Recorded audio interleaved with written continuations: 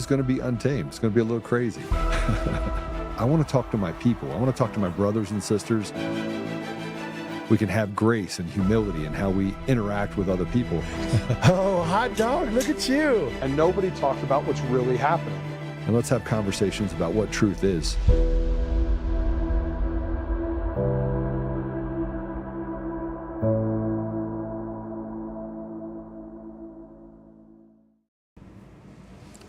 Hey, so welcome back. It's a terrific Monday. Who am I kidding? Okay, so since I actually got to have a court case this morning, I'll just kind of give you guys an update of it. And we have this special retired person who was a judge, actually a really good judge, which is strange that a really good judge would side with radical leftists, but it's a part of this special master because nobody can get along in the Coomer case because Coomer's lawyers are nothing but liars and all they do is lie. So they asked me again to give up the Antifa kid, and I said, I already gave it to you, already got it in the notes. She's like, I'll take that as a, you're not going to give it up. Now that stopped before I went off for 20 minutes. She told me I wasn't allowed to talk. And Coomer's attorneys don't particularly like me, and I don't particularly like them. They're nothing but liars. They have basically done this defamatory deal against me and lied so much that I've been subjected to, you name it. But when you say it over and over again in front of a judge and you lie over and over and over again, it only takes 5 or 6 times. So that's what they've done. That's their mantra, is that they'll continue to lie and hope that the chaos will overcome their client's behavior. So anyway, before you hear it there, we hear it here. This attorney who does not have the authority to, or this judge does not have the authority to make this ruling, says that they're reenacting a $1,000 sanction a day to give up information related to the Antifa kid. So fun times. We'll see how it ends. A whole lot of the ridiculous, but yes, I'm looking forward to all the more slanderous articles that get created and won't give up information, all the same bullshit that they did before. Although I got to tell you, I'm getting to the point now where I've had enough, and they're trying to push me to that place. So, well, no, we'll see how it goes. Let's talk about today. Today's a problem. This weekend was a problem. I went elk hunting, and I'm gonna be out of town for a bit, just hanging out, just up in the hills, and I got to get out of here for a bit.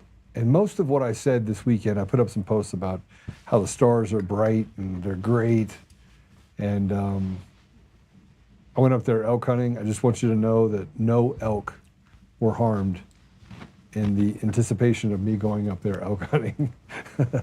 They all ran away.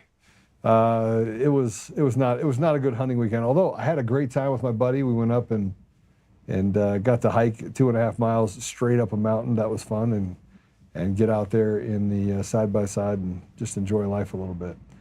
But the more and more I see what's happening today, the more distressed I am about where we are. We do have a guest today, so we're going to talk through a bunch of this stuff with him. And it's Adam DeRito. I just asked him, I actually asked my assistant, is he spicy DeRito today, or is he super cheesy DeRito today? But let me just tell you a little bit about him. He's a Sky Soldier whistleblower. He's expelled from the U.S. Air Force. He's the author of the DeRito Act. He's coming locked and loaded. He's not going to pull any punches against what I will call establishment RINOs, or people that have been around a long time. He can tell the story about the Pentagon that weaponized psych evals against him now protect Colorado's rigged election systems. And Barbara Kirkmeyer wants to be governor in 2026. Adam called her out by name. She's a legacy RINO, been around a long time. Budget committee enabler. She's done zero action on audits on the machines. When GOP leaders abandoned Tina Peters and fund the fraud, the question will be, is it incompetence or is it treason? Now, I'm a firm believer that our entire country is under a state of an insurrection right now, has been for decades, and they basically did it softly by stealing elections across the country. You don't have to like what I say when I'm telling you that we're under siege, that the sedition and treason against our nation was from the inside. And if you remember back when Clinton Curtis was testifying before Congress in 2004, he was asked by Congressman Feely to build the machine that basically could go beyond being detecting any sort of fraud within the system. From 2004 to 2005, Eric Coomer was brought in as the chief architect of Sequoia Voting Systems, owned wholly by Smartmatic, a Venezuelan-funded organization that, by the way, hasn't had free or fair elections anywhere in the world, but somehow runs the elections in centralized California, Los Angeles County, the largest voting district in that state. Sequoia was forced to sell because basically fraud and corruption within the system. That was done in 2009. Now there's a lot to be said because I didn't know all about the history of Eric Coomer until he got on the Antifa call and until I got sent that article that said that Eric was he was the spokesperson, he's the head bottle washer, he's the chief architect, he's everything. I believe, frankly, that Eric Coomer is the linchpin behind everything that happened at Dominion. And I also believe the CIA recruited him. But I'm going to put up this tweet that I did this morning. And I was asked why I keep talking about Eric. They said, well, he just continues to talk about him. Much like a rape victim that is raped, when you have someone that is so just evil. I mean, Church of Satan tattoo on his arm. The Screaming Pope, it's their favorite artist, to running into buildings, to writing about raping his wife, to writing about wanting to kill police officers, hating Trump, posting the Antifa manifesto. I mean, just really running into a building. That was a big one because he just lied, and it was so easy for him. It was as if it was just yesterday. And then he said, I was lying, and I was lying. So I'm lying, but the guy that had literally has been a criminal and done criminal acts for 25 years, that guy is now the poster child for elections, and we should let him, in all of his radical nature, run these elections, not just here, but all over the. But I'm wrong, and he gets to have my family attacked, and attack people around me. But I should stay quiet. No, you don't let a rapist run free, and you don't let people who lie with impunity and do the things that they've done in our country. You don't let them just over speak you. No.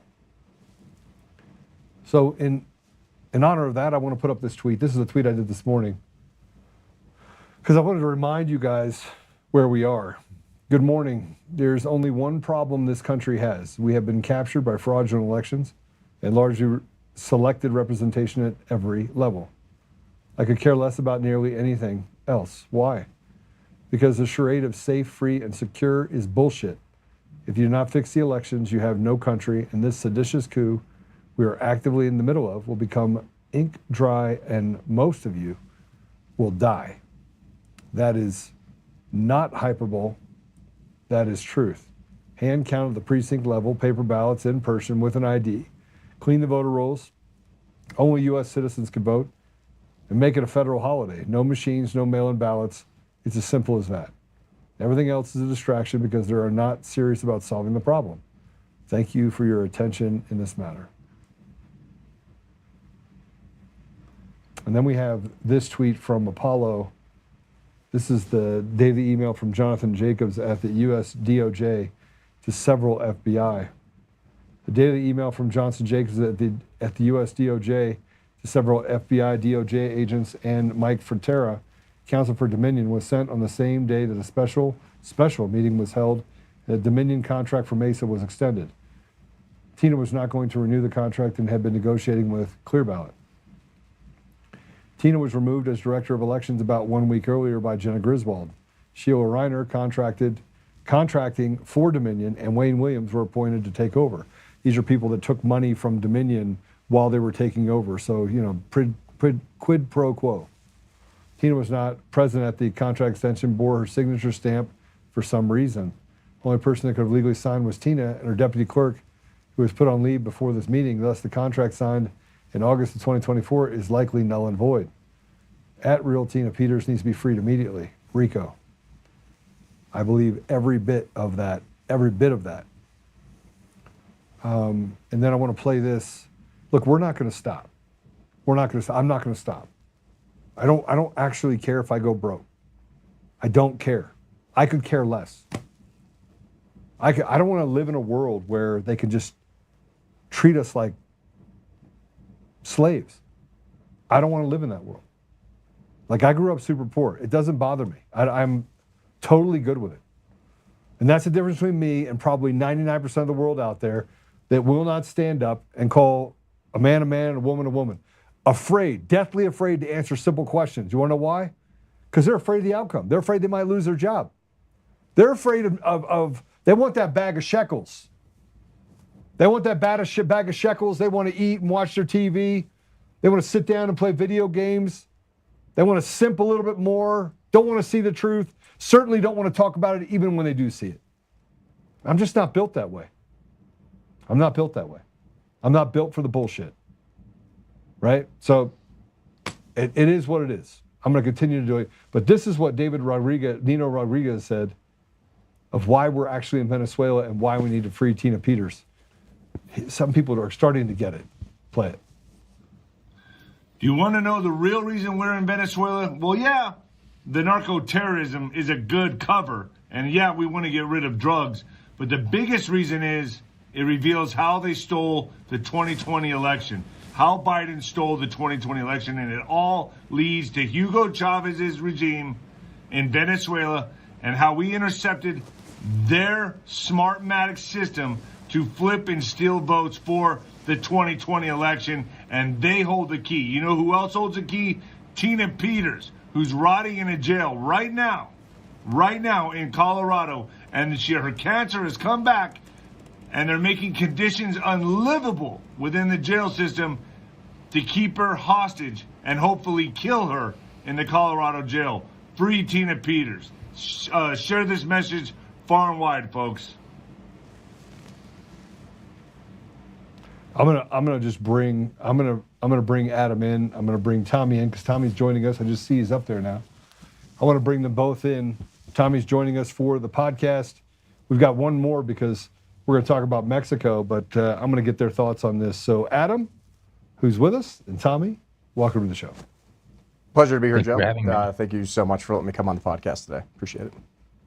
You know, before we get to the next one, which is talking about what's happening in Mexico. Oh, yeah. Because the people there are pissed. If only people here were this pissed over the fact that you're overtaxed, you're lied to every day, that the media can do whatever they want to you. We're run by cartel members, just at a different rate at the local, all the way state and federal level. It's basically one big cartel. Yeah, and basically Gen Z's had enough of it. This is something I actually wrote a Substack article this morning on my Substack this morning about what's going on in Mexico, and it's critically important. They are sick and tired of being run by narco-terrorists. They're sick and tired of having government officials acquiesce to the status quo. They are sick and tired of not being able to raise their families in safety and having to deal with all these things. And if we watch over the summer, we've seen this happen in Nepal as well. They burned down every government building. They went after the presidential palace. I spent a month in Europe and the UK doing operations and kind of integrating in what's going on with the IRA and the UDF up in Belfast, all across Ireland and across London. And it is absolutely terrifying because that stuff is going to come here if we don't stop it. And we're starting to see other nations rise against their government officials. And, hopefully we can do it in a more peaceful way here. But it's getting to the point where we're going to have to make a decision. Do we want moral or ethical people in our government, or are we going to continue to do the same thing that's broken and not working? Whoops. What you said is it seems to be the temperature seems to be going up. Tommy, what are your thoughts? Well, to be the contrarian, it might have been last week with Dr. Federer, it might have been the week before, when we were talking about the Christians in Nigeria. You had brought up a point that I hadn't thought about, and you're saying all of this, real or not, you're like, even if it is real, and it probably is, to be aware of what this is. This is a way to funnel money there through, the means that Trump hasn't cut off. So actually, because of that talk, because of what you said last week, Joe, is my first thought, and this could just be my own brain being cooked by conspiracies now, is when I see what's happening, my first thought is why am I seeing this? How am I able to see this? Why is this what's trending?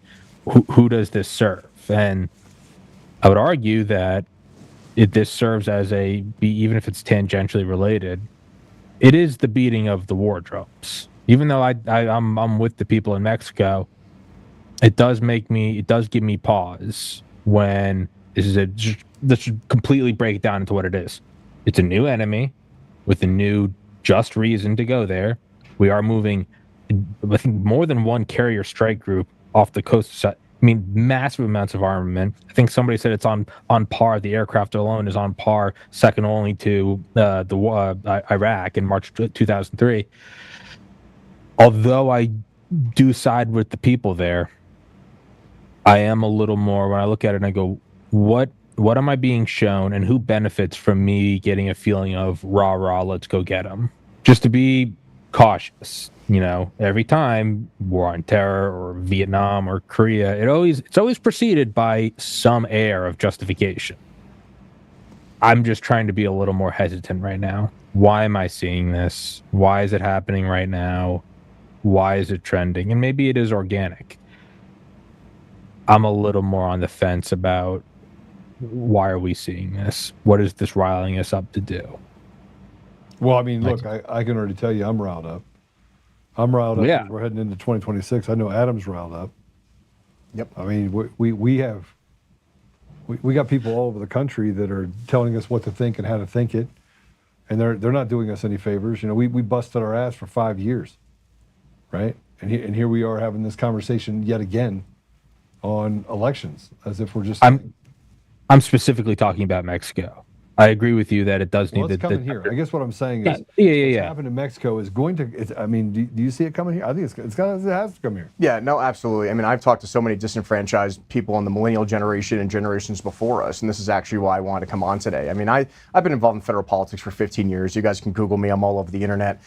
My claim to fame is I tried to take down the Air Force Academy for covering up rape, sexual assault for over 15 years. And I was retaliated against for working as a confidential informant for the Air Force Department of OSI. While I was a cadet, I was a victim of sexual assault while I was there as well. And basically what we uncovered was an NCAA Division I football team was covering up several rapes and sexual assaults. Over 30 people were being convicted of these things. However, when it came down to brass tacks, all of them walked. And they discharged me 30 days after graduation, pulled my degree, pulled my commission, even though I was already commissioning into the Marine Corps. I wasn't even staying in the Air Force. So I completed the Air Force Academy and I completed Marine Officer Candidate School, which is pretty much unheard of. And then when I didn't even know what was going on. I was 21 years old. You just listen to whatever a 3-star general tells you.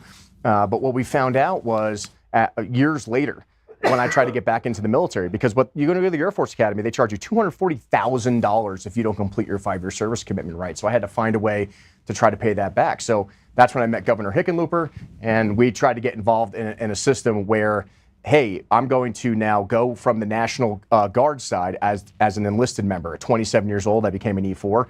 I went into the 19th Special Forces Group as a parachute rigger, and then I went back to serve my time back. Well, we should say that, hey, I deserve all my time back. And that just didn't happen. They didn't count any of my service time, even though I was in Special Forces as a support guy with a security clearance. Come to find out in 2017, and I didn't even know this, the Air Force went back into my medical records and changed my mental health records to say that I was crazy.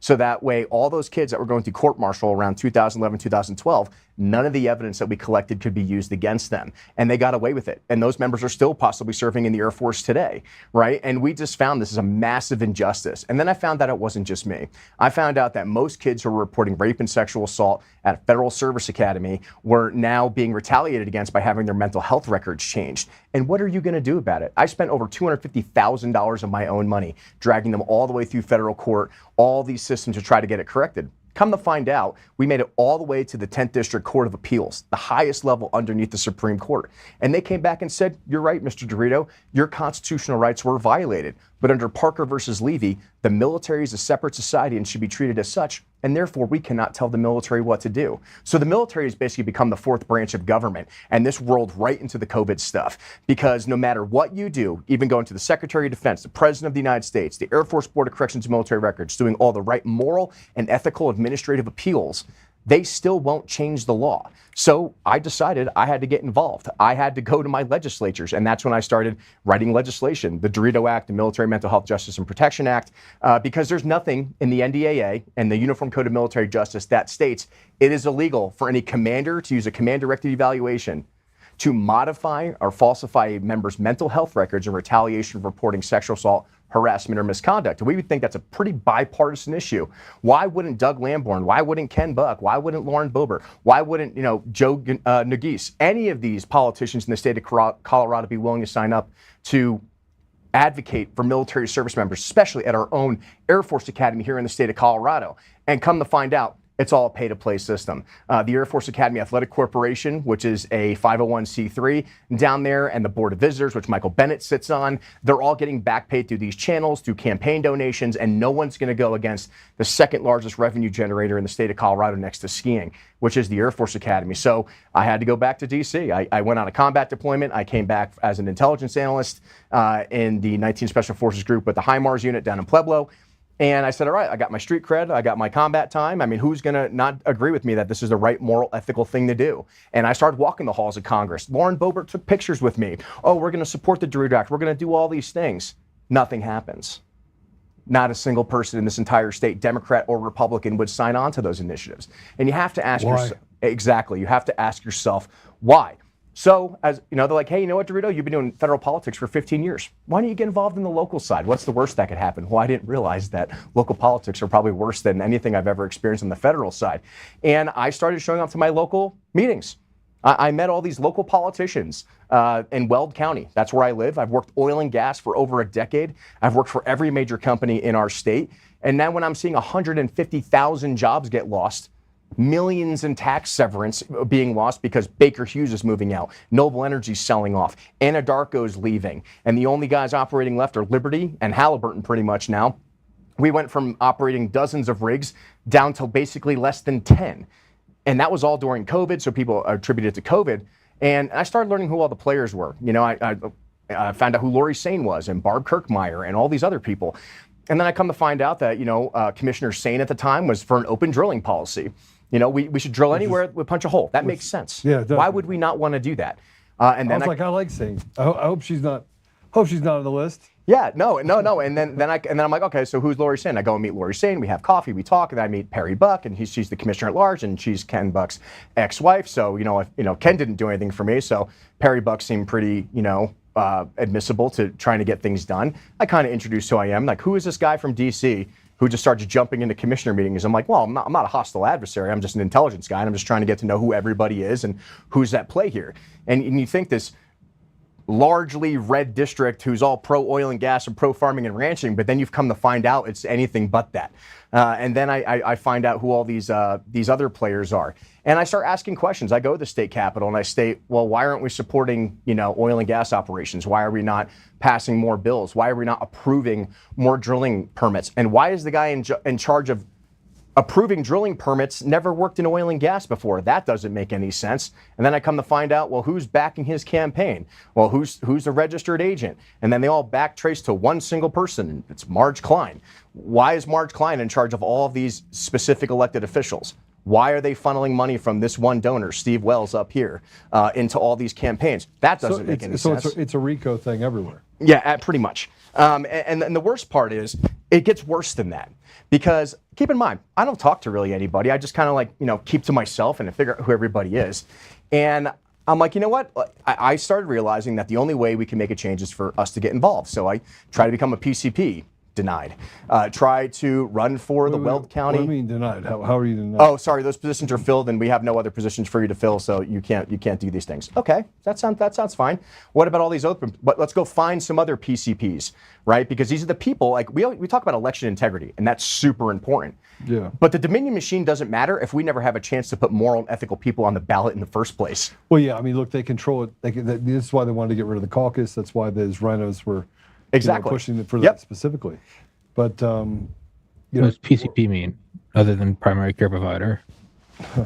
I put my ears. No, what, Adam? What does PCP mean? precinct chair. Precinct committee person, right? So, Got it. and the problem, and this is like actually, this goes back to Mexico and everything else, right? It's why Gen Z is getting so pissed off, is because we have no control over who's even printed on the ballot, right? And this is the election corruption that's going on in Colorado that I have come to speak out against, is that it sounds great. Let's get rid of the Dominion voting machines. Yeah, that's sure. Let's free Tina Peters, 100%. But if we can't even have a chance of putting ourselves on the ballot in the first place because it's controlled by 10 to 20 people in the state of who even gets those seats, then what's the point? And I experienced this myself. Like as for fun, I did an experiment. I ran for Weld County vice chair just to see what would happen. What happened? They walked around, Barb Kirkmeyer and Congressman Lauren Boebert, and they handed out pre-filled election pieces of paper and said, this is who you're going to vote for. You're not voting for him. So if you want to talk about election integrity, let's talk about blatant corruption out in the open. And not only that happened in Weld County. Why would Kirkmeyer do that? Why would Lauren Boebert do that? Well, why are they in other counties that they don't even represent either? So you go look at Pueblo County. Well, are you saying Lauren Boebert likes Kirkmeyer? Yeah, absolutely. Because here's the problem. Where do they get all the donations from? Steve Wells, up north. Right? A lot of money gets funneled from these guys into these campaigns. And, like I said, Lauren and I had a great relationship for a long time. But when you're not going to pass common sense military justice and protection for our service members, and I have Air Force Academy cadets, literally as of 2 weeks ago, committing suicide, and their parents calling me, asking me, when are we going to get these changes? And it's not happening. You're going to have to aggressively start and say, we have to change the system. And it's nothing against them. I understand how politicians work in D.C. At the end of the day, it's dollars and cents, and you need that donor money. And the worst part about most people in the state of Colorado is they won't even donate $5. They'll show up to a Trump rally. They'll show up to a Charlie Kirk truck rally down I-25. But when it comes to actually donating or showing up to events or door knocking, a lot of people aren't doing it. And most millennials, I don't have time to go to a 6:30 a.m. pancake breakfast on a Wednesday. I have to go to work. Right? And they schedule all these meetings where all these decisions are being made during all of these things where we can't show up. So how can we possibly participate in our own constitutional republic if we're not even given the chance? And then, like I said, they're preventing us from becoming positioned. But the exception to that is, there's some other people like in Weld County, like Hunter Rivera. If he was put in as the Weld County chairman, why? Well, he worked for Kirkmeyer for several years. So he's going to do exactly as he says. And I've tried to talk to him about it. Like, hey, man, maybe you should take a step back and consider, our generation matters. And if you keep doing exactly what the people who have been in power for 30 years are controlling the entire party, we're never going to have a chance. And they're probably going to oust me from the Weld County SEC committee after this podcast, which is fine. I don't care. Yeah, I don't think they will. Yeah, but people don't like it when I get on the sharp side of the stick. Yeah, but it gets worse, Joe, because what happens is I stayed out of it. I'm like, all right, you don't want me to be Wells County vice chair? That's fine. I'll be a district captain. I'll help try to get things done. And then I get handed a list. Hey, you got 12 people in District J, and you can go fill 4 positions for PCPs for caucus this year. Hi-ho, the DeRito, that sounds awesome. And then I find out that there's hundreds of people on that list, and they didn't give me that list on purpose because they don't want me to fill those positions because they have all the votes whipped to ensure that their people are put on the ballot and not anyone else outside the system. And they're doing this to multiple district captains unless you pay to play and are playing the game. And I just can't stand it anymore. There is zero chance. Like I said, Dominion matters, absolutely. But if we can't even get the people we want, new, younger Americans, to get on those ballots, right? I'm a millennial. I'm 38 years old. I think I'm more than competent. I'm an officer in the United States Army. I've served my country for several years. I work in the oil and gas industry here. I'm a substitute teacher at St. Mary's Catholic School, and I'm a farmer on my own 12-acre piece of property. I think I know what's going on in Weld County, so maybe I should represent those people if I chose to run, or several other people. There is no chance in hell unless Barb Kirkmeyer and her cabal signs off on it. You have zero chance. And I experienced this in D.C., and this is how I ended up coming on this show. So As of 2 weeks ago, I was the national vice chairman for the American Veterans First Association, and our only objective as a 501c4 is to raise money and funds to ensure that veterans, especially for the global war on terror, can get elected to office. And that's not just in Colorado, that's all around the country. And when I mentioned this, when I was running for Weld County vice chair, Lauren Boebert even called me out, well, how much money did you raise? And I was just like, a lot. And she, and then that scared them. Like, oh, DeRito's raising money, and he's probably going to be putting up candidates to primary us. Correct. That is 100% accurate. Because if I don't think you're a good candidate, I don't care where you are. That's what our primaries are for. If you're doing a bad job, just because you have an R behind your name doesn't mean you should be serving. Yeah, but they can actually just petition on. Sure, they could do that too, and you should be able to. Well, I mean, what about open private? We're getting ahead of it. I want to go through a couple of these things, and I want to get to that because there's more to it. Yeah. I saw your post. You called out Governor Bill Owens. Yes. I'm just going to tell you, but Governor Bill Owens, I had a large amount of respect for him until I didn't. Yeah, and here's the thing. I don't know who Bill Owens is. I've never met the guy. And keep in mind, I've also never personally talked to Barb Kirkmeyer in my life, ever. But she knows who I am. And apparently so does Governor Bill Owens. So I was in D.C. on our last legislative push this year. I was out there with Carolina Stanzik, who is one of the only members who is 100% medically disabled at 25 with a pacemaker because the COVID-19 vaccine legitimately almost killed her and gave her several heart attacks. Brian Talley has passed the Talley bill and has passed several veteran legislation initiatives. And I work with them from Florida and from Texas on passing these initiatives because I can't get a single congressman in the state to do their job. So I'm going to go with other states' congressmen in those connections. So we're out there. We're at the General Michael Flynn's gala out there, interacting with things. And I get a phone call. I get a phone call from one of our board members from the National Veterans Association. They say, hey, you've been removed by secret ballot from the America First Veterans Association. I said, well, how is that possible? Because I'm on the board. Well, we got a call from a former governor, Bill Owens, who's associated with Barb Kirkmeyer, who apparently is a state senator, and they're telling us how you're working against the Trump administration, even though I've probably been to President Trump's house more times than most people in this state throughout the entire election season. And to be fair, this is probably their naivety. In D.C., you have to vet people's information at least through 3 to 4 people. You can't just believe one person. And they were young and naive and didn't believe that. So they had me removed as a board member because knowing we're coming into the election for midterms, I am finding people to primary people in other states and Colorado.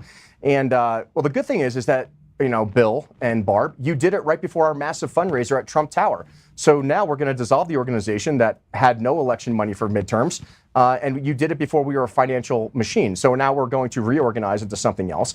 But here's the thing. You look at Governor Owens, yeah, he did a lot of things for infrastructure up front. He did some good things. But then, he started participating in Referendum C and opening up Tabor, which started dividing the entire Colorado Republican Party and destroying everything of what's going on, especially when it comes to the Rocky Mountain heist and what people like to talk about. Read into those statistics and everything that's going on. He was responsible for splitting the Republican Party, which is why he's become an ineffective person in state politics. But when he's endorsing someone else who is intentionally trying to keep people out of elections and trying to keep the same 20 chess pieces on the board just rotating around, if you look at all the people running for office around the state major offices, they've already held office. They're just moving chess pieces around, right? And then Barb Kirkmeyer, her claim to fame is she tried to do the 51st state secession, which did not pass very well. She did not back SB 181 correctly. And, for someone being so pro-oil and gas, but then agreeing to setbacks and environmental controls, that's why we lost hundreds of thousands of jobs in the state and billions of dollars of investment. So it's a two-edged sword. I can tell you why they don't like you. They don't like you because you read. Yes. In other words, it's not hard. You've read a book before, or 1 or 2 or 3 or 10, and frankly, you make sure that you're the most publicly educated person on the subject you're talking about. I am a little concerned about Bill Owens, related to what you said as far as he's anti-Trump. Bill Owens is anti-Trump. Yeah, that's what I said. It's hilarious that he's calling me that when I literally have met his entire family and hung out with him at Mar-a-Lago several times over the election season. No, but I'm saying that Bill Owens himself called Trump a charlatan in 2016. Right. And said he was terrible. So Bill Owens is probably one of the most terrible human beings you're ever going to find. No, I agree. Sorry, guys, listen to me. In 2021, I was at a friend's house who was having a get-together for children. I was there to donate a bunch of money. And Bill Owens was introduced to me, and I'm like, well, if you don't get rid of the machines and mail-in ballots, this is in 2021, you don't have elections. Like, you don't have and he goes, the elections weren't stolen. And I almost punched him in his face. I don't blame you. I was really close. It got pretty heated. And I'm like, choice word. Tommy, I have lots of choice words. But here's the problem, Joe, is that, yes, there's a divide in the Republican Party here, and we're doing nothing about it. No, it's not. It's not a divide by the Republican Party. It's I would been agree. captured by a bunch of pieces of shit. Correct. Right? Including this Bill Owens guy. Correct. And let me tell you something. If it's not just Bill Owens. Correct. Right? It's what I call the poker table. Mm-hmm. Right? It's guys that get around and they share power, and they captured a couple of key billionaires in the state. Mm-hmm. And those billionaires, basically, they just go in and they just maneuver them as if they have a joystick on an old Atari. Yes. Right? Just 100%. ding. But that's why it's up to us, Joe. Is that, like, do we want to start seeing government buildings burn down like in Nepal, or massive government uprisings in Mexico? Like, Gen Z and the younger generation is getting tired of it. I mean, we're getting proposed with a 50-year mortgage now, right? I mean, these are the things they're telling our generation that we have to acquiesce and agree to now. And these are some things I just don't agree with. You know, it's how are we going to be able to raise our future families and buy a house and live the American dream that they've had the opportunities to? And these people are still in control. You know, we're now running people for governor that have no idea what's really going on in their own home state. And they're actively working against change agents like myself, who are trying to do the right moral and ethical thing.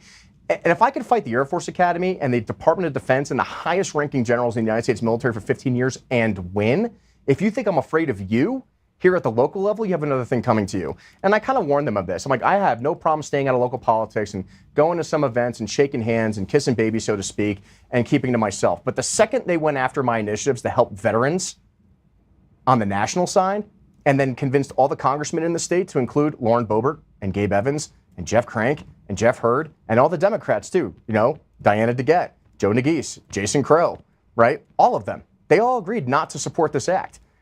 Well, then we have a problem, because if we can't change the system now, and this is their tactic. We all know that midterms historically have low voter turnout. We're lucky to see 24%. We got our butts kicked in Douglas County, and now we're being run by a bunch of Democratic socialists on school boards. And people are saying, oh, Douglas County. Yes, Douglas County. Douglas County, the reddest. We don't have any problem with our election systems, everyone. No problem. The reddest county in all of Colorado is now got a radical school board to match the radical school agenda inside the schools, which, by the way, has not changed. Mm-hmm. And here's the thing, we have to use Trump's philosophy on this. We have to make it too big to rig. We have to have massive turnout. You can't just sit around and say, oh, President Trump's in charge, he's going to fix everything, and I can sit home and just tweet away on the Colorado GOP signal thread. You know, that's not how it works. We have such low voter turnout, and we are disenfranchising the young people. It is also your fault. It is your fault for not showing up and participating in your own constitutional republic. And this is what I'm trying to motivate people on, is that if you don't think we have the right candidate, no matter what district it's in, then we need to find somebody to replace them, and replace them now. Because if the Trump administration loses enough seats in the midterms, we're going to have a lame duck presidency. Nothing is going to get done. Tina Peters isn't getting out of jail, and that's the end of it. And then they can go back to the good old boys club and the establishment system in 2028, right? So it's up to the younger people. I need you to show up to vote. I need you to participate in your own constitutional republic. You know, our founding fathers said in the final line of the Declaration of Independence, to this we pledge our lives, our fortunes, and our sacred honor. And if they're willing to have their houses burned down, if they're willing to have their families murdered, then you need to be willing to do the same thing.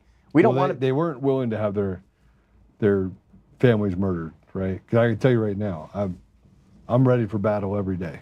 Every single day. Exactly, but we need to be able to do that, Joe. And the problem is we're not getting enough people to participate. You know, we're seeing, you know, like I said, I'm the only guy walking the halls in D.C. and Colorado. I think I'm there sometimes more than our own congressional representatives. It's kind of embarrassing.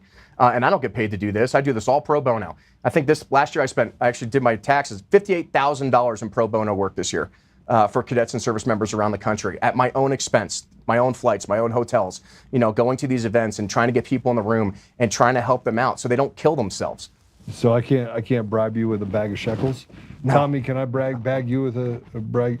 I had a nice embroidered velvet yarmulke I was going to give you, but I don't think Adam's interested. So. No, and like I said, guys, what it comes down to is, like, you know, I have nothing against Barb Kirkmeyer or Bill Owens personally. I don't know them. Like I said, I've never talked to them. But when you're actively working against someone who's actually trying to change the system and change the entire voter population from the generation that sent my generation to war for 20 years, you have another thing coming to you. We're not Yeah. backing down. The people that I work with are absolutely sick and tired of it. And if that means I have to bring my out-of-state resources and all the amazing organizations and veterans that I've connected with over the 15 years I fought, some of the highest levels in the federal government for, I'm not afraid to do that. But it starts at the local level. When I see my property taxes go up $800 a year, when I see hundreds of thousands of oil and gas jobs being lost, when I see Suncor Refinery lose a $25 million paving contract because not a single Republican stuck up for them at the EPA meetings. I was the only one in the entire state to show up against a bunch of, I think it was 80 Democrats, socialists from Earth Justice, fighting the EPA to make sure that we could reduce emissions by getting rid of our asphalt production when it's the only place in the state to pave our roads. So our politicians literally can't pave our own roads because we now are not producing the asphalt. We lost that money. We lost that revenue. Now we're buying it in Nebraska, shipping it back into the state. And when I call up our representatives, whether it's our local state representatives or whether it's our congressional representatives, and say, so what are you doing to save these union critical infrastructure jobs? And nothing happens. Deaf mute. Ignore email, ignore text message. So we need to replace them. And it starts with you. And we need to find people that are willing to do the job and do the hard work, no matter who that is. Because I will tell you, the Democrats are ready to fight. I have talked to several people on that side of the party. I put on a different pair of clothes and maybe and walking into these meetings. They are actively raising millions of dollars to oust Lauren Boebert. Millions of dollars. With who, though? Where are they getting the money? Because Oh, yeah, no, Act Blue and all those systems. But the thing is, it's not a real system. No, it's not. Absolutely They're not giving them, they're literally being funded by people who don't exist. Yeah, but they're still raising more money than us. So how are they raising the money? Act Blue is one of the primary funneling systems. Why is it we can't get to the bottom of Act Blue? Well, if you can go on the FEC websites and you can take the Act Blue, you can take individual donations and you can trace it back. And some of them coming from old people in Florida. You know what I mean? It's all money laundering, 100% money laundering. So this is where I get into it and I say, all right, here's where we are. We got massive problems. Mm-hmm. Tommy, you think our elections are free and fair? No. You think our donations are free and fair? You think it's like a kabuki theater? I'd say they're less porous in the elections, but they're still not something to hang your head on. I mean, you have people raising millions of dollars. I mean, I'm telling you, millions of dollars. Millions. From people, and I'm talking an obscure race. Will raise $500,000 in $10 donations, and yet it's not real. Correct. So, and Gabe Evans will lose his election this year to Manny Root now, 100%. He only won by not that many votes, and it's the get rid of machines and mail-in ballots. You won't. Yeah, Hakeem Jeffries declared war on District 8. It is now the #2 most contentious district in the United States, next to the Georgia Senate race. They're going to come for it hard. They're going to come after Lauren Boebert hard. And right now we don't even have a single Republican willing to even contest District 2. Joe Nagise is going to walk away with that, or he's going to replace Michael Bennet as senator if Michael Bennet gets put in by Bloomberg as governor, which right now is likely what's going to happen. And we don't have even a single Republican willing to run in Colorado District 2. We're just giving it to them. We're not even giving them a fight. So and same thing with Jason Crow is obviously probably the hardest seat to flip, if not impossible. But we don't have anyone trying to run in 7. We don't have anyone trying to protect anything. We don't have an election system here. Yeah, we don't, but we don't even try. Here, listen. If they can take an election in Douglas County, Colorado, for a school board, and say, oh, by the way, we did this legally, they didn't. They haven't. None of the elections are real. Yeah. Adam, none of the elections are real. You cannot outvote the machines. Every time somebody tells me that I got to vote harder, I'm thinking to myself, you got to be kidding me.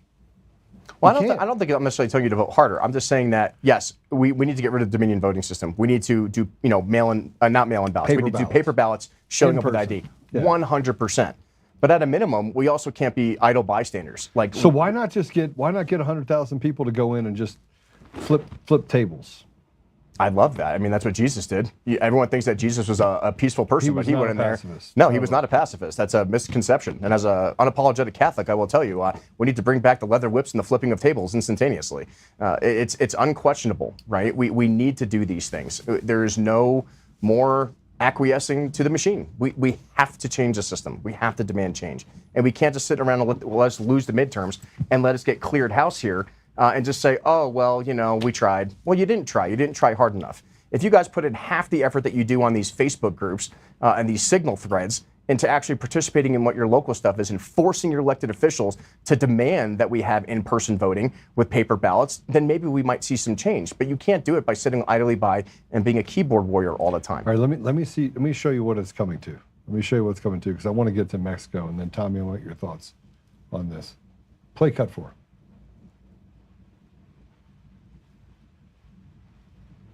Cartels are dominating everything here in Mexico. They are in all the offices of the government, in the states, in the cities, and in the national government. Is Mexico a narco state? Yes, it is, and we all Mexicans know about it. And Mexicans are afraid of the alliance between the Mexican government and the cartels that have infested our nation. Can you explain this alliance between the president, her party, the Morena party, and the cartels? The cartels have given so much money to these politicians, narco politicians of Morena, to get into office, to get the power. So the Mexican government protects the cartels. That is why President Sheinbaum doesn't want the strong American leadership to help Mexico defeat the cartels. And also Sheinbaum doesn't want the rest of the world to know what is happening here in Mexico. We are on the steps to be the next Venezuela. She is aligned with Venezuela's dictator, with Cuba, and we are losing our country. They have destroyed our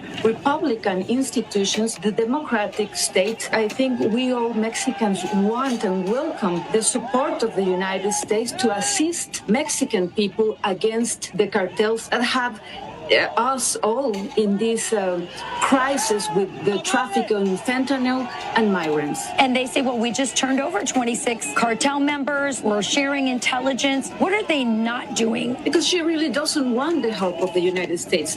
She is lying to Mexican people, telling Mexican people that the United States will get in control of the whole country. Right. I never listened such nonsense. What we have listened is that President Trump wants to help Mexican people against the cartels. Mexican people are suffering. We have huge narco politicians here in the Senate, in the presidents, governors. Mexico is a very dangerous place. Are you afraid for your life? Yes, I am afraid. And the president has threatened me to proceed against me with criminal prosecution, to get me out of the Senate and get me in jail, just because I told you what is the reality of our country. We, the United States and Mexico, must work together to defeat the cartels and to get freedom for our country, for Mexico, to stop it from being the next Venezuela. Yep, 100%. That's coming here.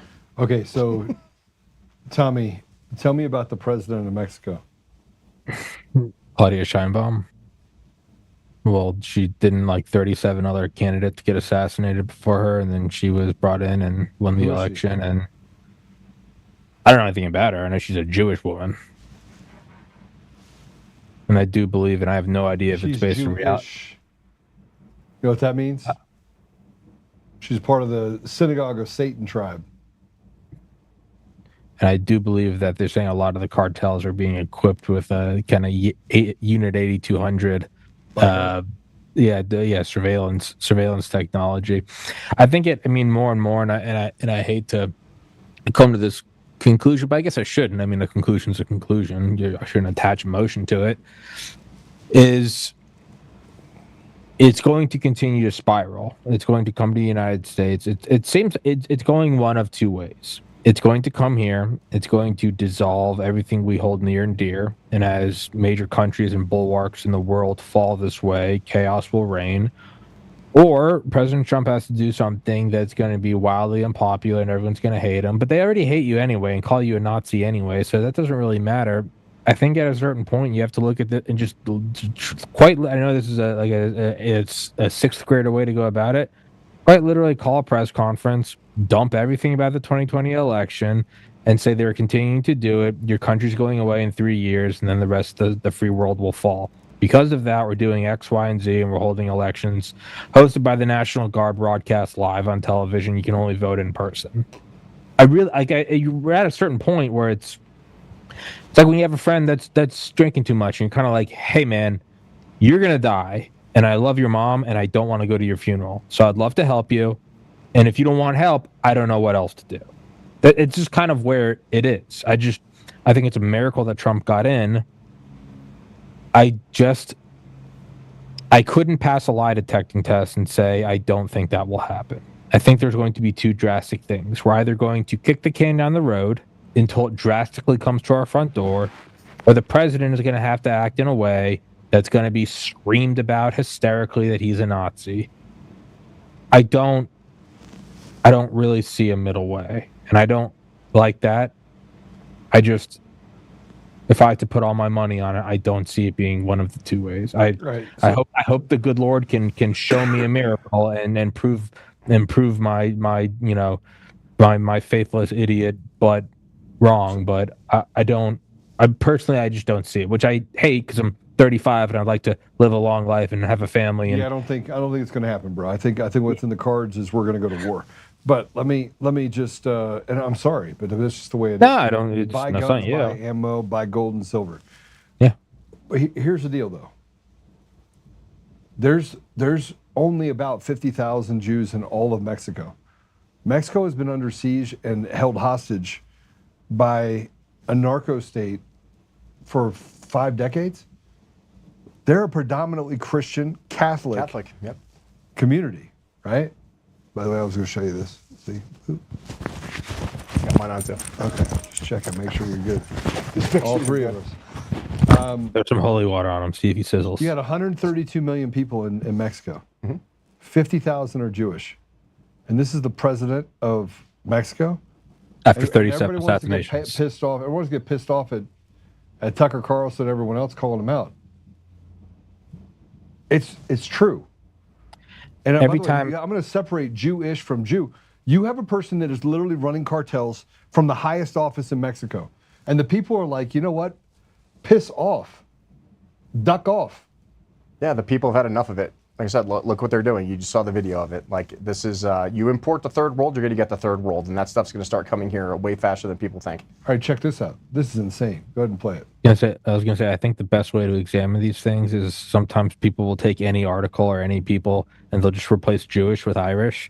Yeah. Like I am. And they're like, isn't it absurd how, 0.0001% of the population are Irish and yet they run the Senate, they have handlers in the House and when you start looking at it that way, and it's a non-incendiary term like Irish Catholic, you do start looking at it and going very quickly, you're like, even before prompted, very quickly, you're like, that's statistically impossible. Very quickly. And it's 100%. That seems to be the X variable that's coming in is more and more people pointing that out. All right, go ahead, point this out. Play cut 5. Regresar a la guerra contra el narco no es opción. Narco is not an option. No es opción. It is not an option. Primero, porque First, está because fuera it del is marco de la outside ley. the framework of Todos the law. estos de la derecha que se All llenan these la of the boca right wing that de fill la the o mouths las of the words palabras rule of Estado law de Derecho y defienden and defend the la war guerra against contra the el narco. narco. Pues la guerra contra el narco está The war fuera de against la the ley. narco is outside Porque como lo the law dije o lo he because, as I dicho said or have en varias said, on ocasiones, several occasions, it is es permiso para permission matar, to kill sin without ningún any juicio. trial. Y eso en México And then in nadie Mexico, o muy poquitos están nobody de or acuerdo. very few are in agreement. Está fuera del marco de la ley. Y segundo, no sirvió de nada más que para aumentar los homicidios en México y el nivel de violencia. And the level of violence, Entonces, estos llamados They are called autoritarios, porque authoritarian. son autoritarios, because they are es ir authoritarian, hacia el fascismo. is going towards fascism. Oh boy, here we go. That's the whole person that, by the way, wants to transgenderize Mexicans now. Yeah, good luck. And people don't understand, I've spent plenty of time in third world countries. I spent a lot of my time doing that. Like, I've been to Nepal, I've been to Peru, I've been to all over Mexico and everything else. And a lot of these people, are really poor and they just want to raise their families in peace. And like I said, we're seeing Life, liberty, pursuit of happiness, brother. That's all. you are seeing the limits of these people. And, as a civil affairs guy, one of the things we always say, the 3 easiest ways to collapse a society is take away your food, your water, and your electricity. And when you start affecting those things in those populations, that's when people are going to uprise. And they're starting to see these narco states, terrorists basically, are causing a lot of these communities to become insular. And then you have a lot of drug running and a lot of drug trafficking and everything else. And these communities are become almost self-reliant because they can't depend on the government to defend them anymore because the government is allowing these people to exist. And, I pray and hope that that doesn't happen to the United States, but you're seeing, a lot of people are being forced to rely on their neighbors and rely on things because they can't depend on the government to defend them, to protect their gun rights. If our own state legislators aren't even willing to stand up to protect our own constitutional rights, then we are the only ones left that are going to be able to do that. True story. It's funny you brought up Mexico, third world countries, your military. I want to show you something. There's a guy here in Colorado. His name is Jose Barco. Yeah. He's a Purple Heart recipient. Yep. And he was deported. Yep. Wrote a whole article on. Hold on. Before you do it. Yep. I want everybody to know that he's a Purple Heart recipient. He served in the military. Play it. An Army veteran who's been in federal immigration custody for nearly 11 months today was deported. Now, for months, Denver 7 has been closely following the case of Jose Barco. I'm glad you're with us to wrap up this week. I'm Shannon Ogden. Now, Immigration and Customs Enforcement telling Denver 7 today that Barco was removed from the U.S. and sent to Mexico. Barco, a Purple Heart recipient, returned from Iraq to southern Colorado, where he was convicted of a violent crime more than a decade ago. Denver 7's Claire Lavazorio hearing from those close to Barco as they work out just what's next. Shannon, this is a story we've been committed to covering, so much so our team reached out to ICE to try to get an interview with Jose Barco himself. But we were told by a spokesperson it couldn't happen because of the ongoing government shutdown. Now, Barco's supervising officer in the Army says his application for U.S. citizenship should have been approved by the end of 2006. But at some point, the packet was lost. Now he's been deported nearly 20 years later.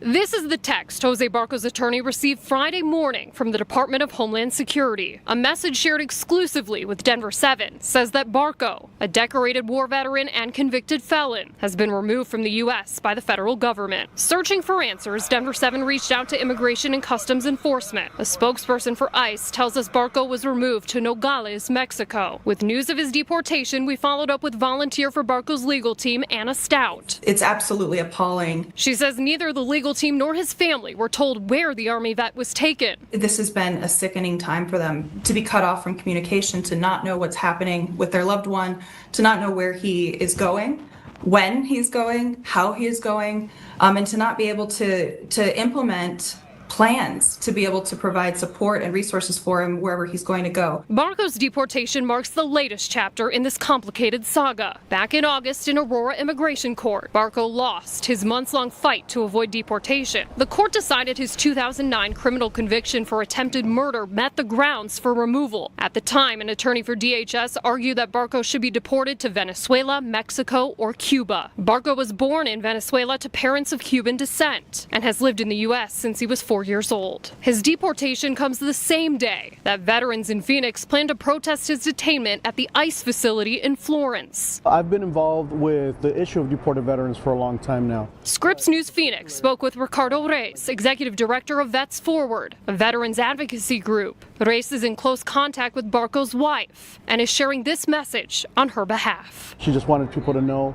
that, that Jose Barco is sorry for what he did, but he does not deserve to pay for that for the rest of his life. Those working on Barco's team say the next days come with uncertainty. We don't know how long it will be before Jose is given access to communication to be able to reach out to his team or to his family, and for us to be able to initiate whatever contingency plan needs to be initiated to try to support him. Barco's deportation comes as the Trump administration is committed to ramping up its operations to deport convicted felons living in the country illegally. We'll keep tabs on this case and bring you updates as soon as we get them. In the studio, Claire Lavazorio, Denver 7. Jose's case drives me absolutely crazy. I was actually involved in that in the background. Several people reached out, talked to some of his family members and his legal team, and he did try to murder someone. He did, and it was not an innocent case of murder, by the way. He accidentally shot a pregnant woman, and he claims it was a PTSD incident. That's his side of the story. It wasn't, though. It was an act of rage, right? Yeah. Mm-hmm. And I've seen the reports on this. Mm-hmm. There's no innocent. He basically and he wasn't a Boy Scout before that or after that. No, I'm not. He's had I'm not two claiming other. he's not guilty of those crimes. I'm not claiming that.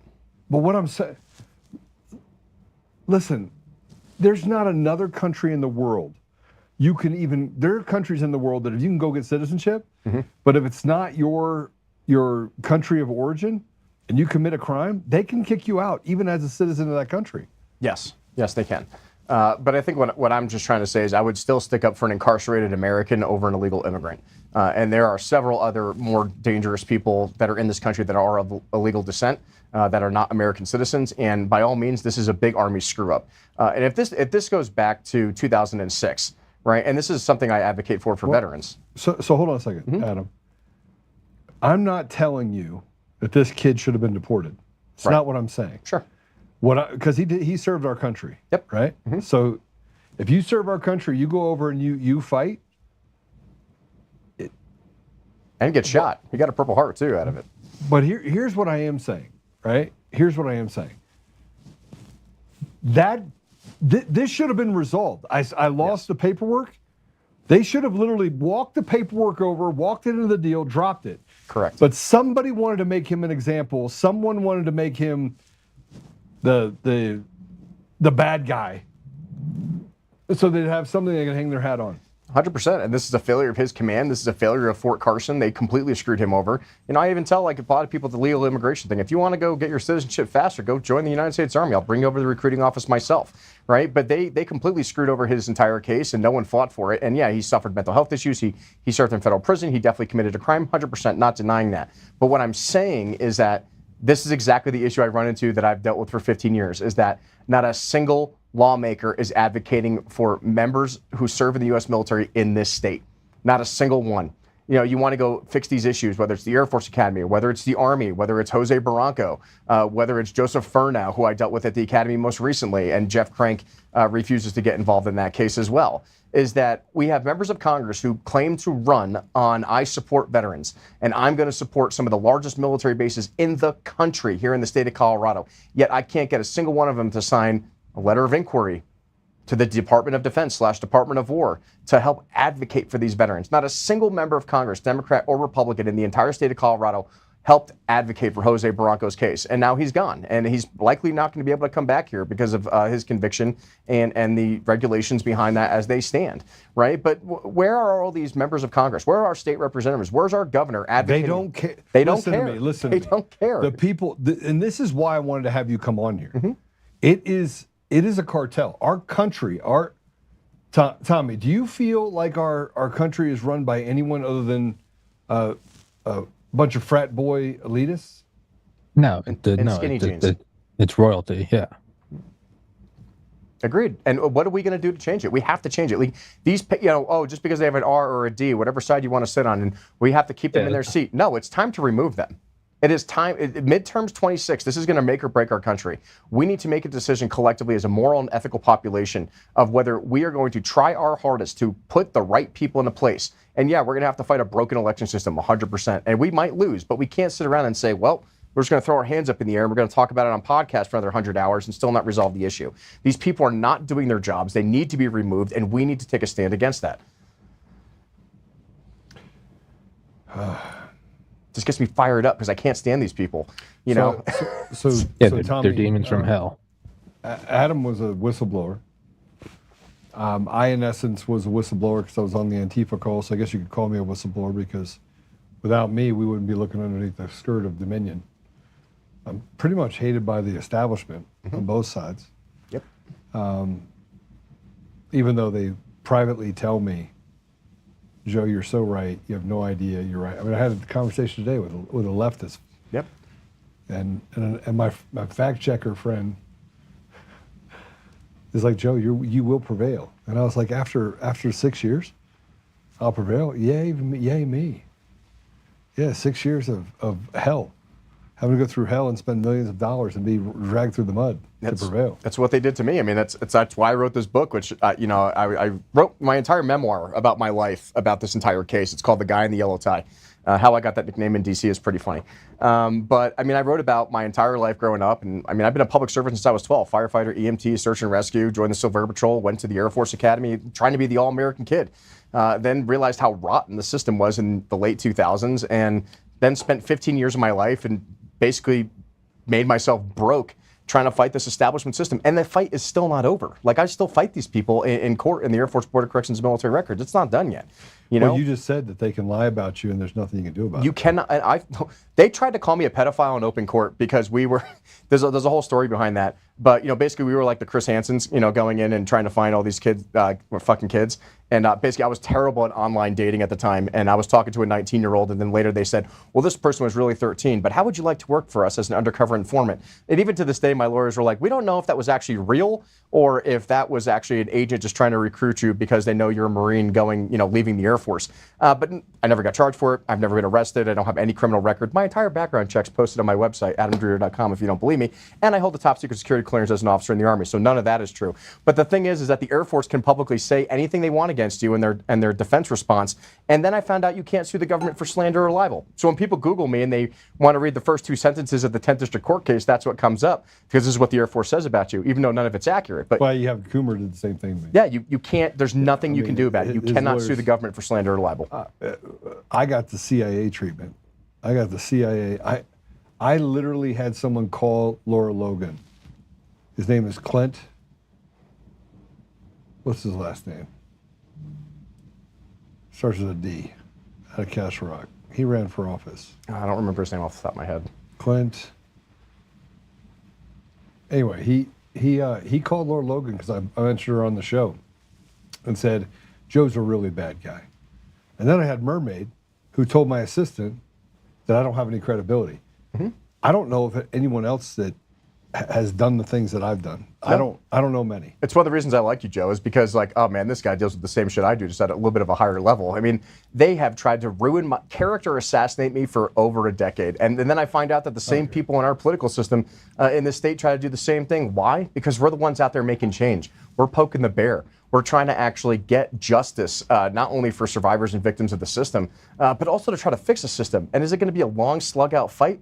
Absolutely correct. But like I said, when I walk the halls of D.C., I'm there alone. All these people are a lot of talk. All these people say they want to do this and X, Y, Z, but I'm the only one I see in D.C. doing the work. You're the only one here on this podcast actually challenging the narratives and having the hard conversations. Do that with you. I should go to D.C. with you. You should go to D.C. It's actually a lot of fun. Yeah, I was supposed to go last week. I just got caught up in work in my yeah. No, I'd love to bring you with all the work I do with Brian and introduce you to my circle because, you know, as I learned, I don't reveal who my contacts are. I've met with some pretty high-level people, but I don't post everything on the internet for a reason, because I respect my relationships with those people in the administration. But I'm getting sued with Trump, so I decided that I just would not even entertain. I mean, I felt bad that he was getting sued. Yeah. With me, but I you know. But the thing is, like, Joe, we have to do something to initiate change. Like, we could talk about this for hours, and it's great. It's awesome. People are going to pay attention to it. But I need the rest of you to start showing up to meetings. I need the rest of you to start learning how to tailor suits and having rational conversations. Because if I hear, I'm sorry, but most of the state central committee needs to be replaced, because they're the ones in charge of electing, you know, our current leadership and everything else. And it's just like an endless pit. You know, like 300, you know, like where this is Sparta and we're just kicking everything down and a pit that doesn't end. So, what do you think, Tommy? Way quiet for Tommy. Tommy, this is like Tommy, like subdued. I'm trying. Like somebody. I'm trying to. No. I'm trying to observe. No, I'm trying to observe. I mean, so if we're talking about the rot all the way through, and everyone's in agreement that the rot is so pervasive and it's reached so far down. The unfortunate conclusions are that it's not going to be fixed without radical surgery. And I don't think, and I'm looking at it at a point where it's going to be something beyond the pale. It's going to be Trump saying, I'm sending in the National Guard to do X, Y, and Z. Like, that's a shitty outcome to think about. That's not a fun bridge to cross. But just the more you look at it, and Joe, I think you said last week, being about like a systems engineer, you're like, they're just changing names of things. Like, nothing is changing. You have to start looking at it and going, well, what is realistically going to happen? Because I have to understand that you know, the idea that, well, if eventually a civil war and discourse and unrest will hit here, the people that benefit from that are also the state. So although they would rather quietly boil the frog, if they have to go the civil unrest route, they will, because they'll just be able to roll out a state of emergency. So even that is not in their favor. So the two forks in the road, either we do nothing and it collapses, or we do something. Those both favor the state. It's it's an unfortunate alignment of planets, but I think it's going to come down to Trump being in his second term, his 80s. He's a billionaire. I mean, what do you have left but legacy and honestly vengeance? I think he has to do that. I think you have to do something radical from within the state power. It's not a fun conclusion to be at. And I've been doing this show for 6 years, almost 2,000 episodes. Like, I don't like spiraling down to it's all good, because I don't have any experience. All the Delta Force guys I interviewed, they're all going to kill everyone and take everything. I'm going to get shot on the first day. This isn't me calling for it. I just don't see. I don't see how it's not going to correct itself unless Trump does something drastic. I think he has to do something, and they're going to hate you and call you a Nazi fascist. They were going to do that anyway. Well, I mean, let's be honest, Tommy, though. The only way that he's going to be able to do the things that you're saying, like these radical changes we need in this country, is if he maintains the ability to maintain the votes in Congress. And that's what I'm saying. He has to hit midterms. He has to hit a point. He has to hit a point of, the presidential, presidential executive administrative measures, or the PEDS, or whatever, or like it's at a point where it's going to be like, no, it's going to be like a sweeping power thing. I don't. If I'm looking at it like a video game, like I don't know how else you go about it other than be like, okay, I'm going to do. Listen, I'm going to tell you what he's going to have to do. He's going to have to declare it an insurrection, because we're actually. That's what I mean. That's what I mean. Something that's going to blow the news out, and just do it. You're going to have to pull the needle, the splinter out. Well, it's going to be really bad. It's going to be genocide if that doesn't happen.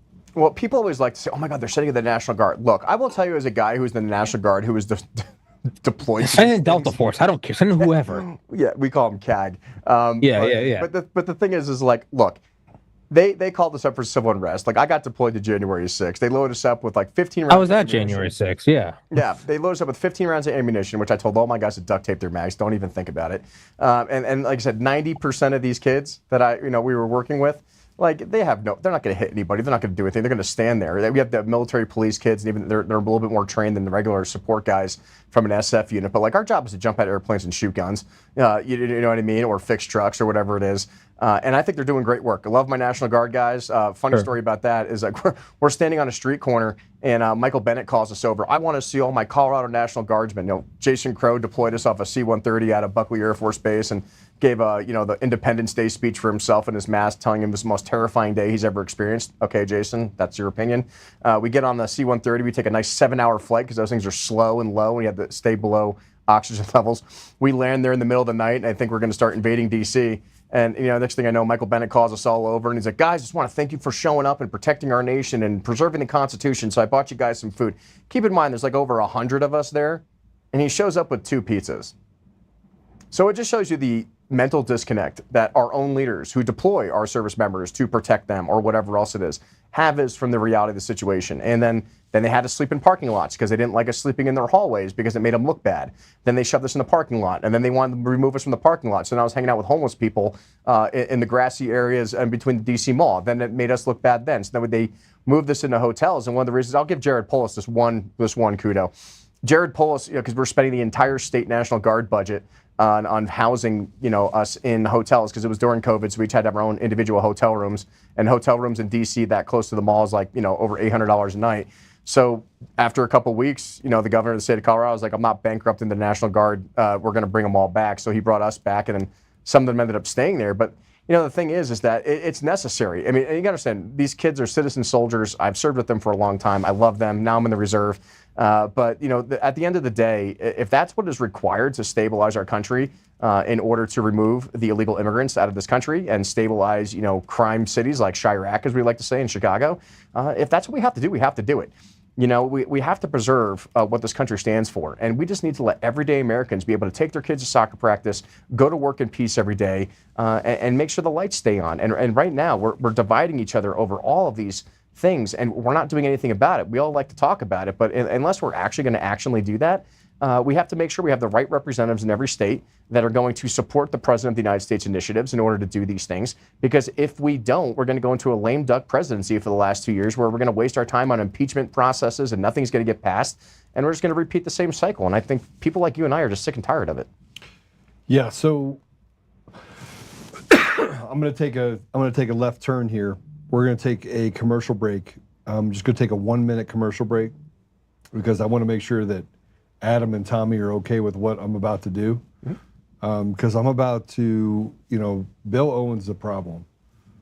Kirkmeyer is a Democrat in Prada, right? Wrapped in bacon. Unfortunately. We have lots of those, by the way, in this state. Lots.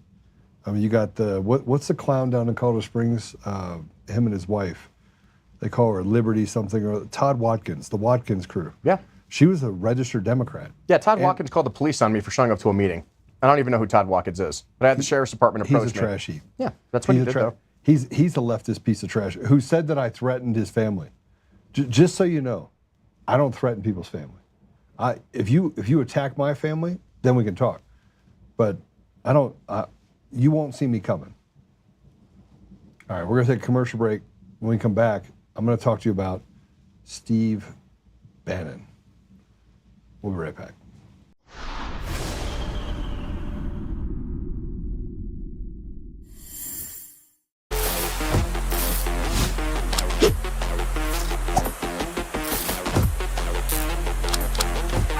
This is what we trained for! This is what we trained for!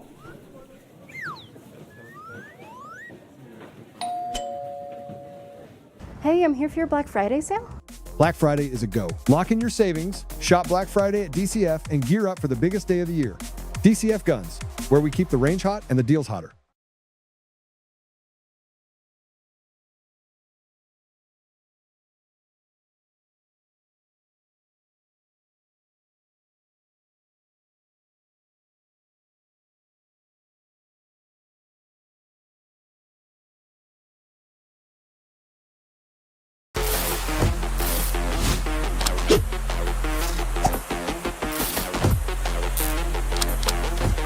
This is what we trained for! This is what we trained for!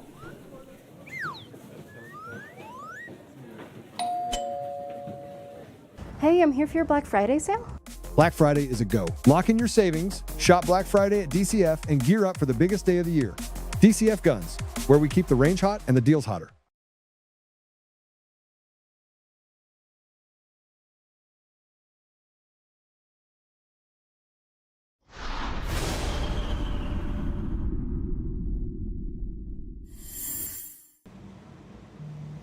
Okay. I cleared it with everyone else so that we could actually talk about this. Steve Bannon. Remember how I told you that there were people that were running around and they would defame me everywhere? So I've been like collecting this information, and then I've been, Steve Bannon was the one that, it's not my story to tell, but I will tell you that he did it to Dinesh D'Souza as well, and said, hey, go out there, spend money to do this documentary, then hand it over to me. And Dinesh is like, yeah, I'm not going to do that. And Steve wants to talk to you about how he's a man of the people. And I want you to know that he was the one that was charged with the building the wall fraud. And he got pardoned by President Trump. And one of the reasons why Steve Bannon got into this thing called the war room, he wanted you to believe that, I read this article just a couple days ago, he wanted you to believe that he was for the people. And I've only sat in front of Steve Bannon 3 or 4 times. His daughter treated me horribly when I ran the Frank speech. And he would privately tell Mike to get rid of me. He would privately tell him, get rid of Joe, you need to get rid of Joe. He doesn't know what he's doing. Now keep in mind, go look at what Frank's speech is right now and look at it when I ran it. It's 5% of the people watch Frank's speech that watched it when I was there. We ran a tight ship, ran over 13 shows. ran a 24-hour network. I took it public in 9 months. I did that. I couldn't figure out this Bannon guy. And then I started to figure out the things that he was, so I just dig. And so I became the non-Bannon fan. Look, I'm not fans of many people. I'm fans of President Trump. I'm fans of Kyle Seraphin, the guy that is hated by people that have used lawfare. We've become the very thing that we're fighting against, by the way. The radical left and what they've done is nothing compared to what people on our side have done to the people that have fought for the last 4 years. It's nothing compared. You know what? It's child's play.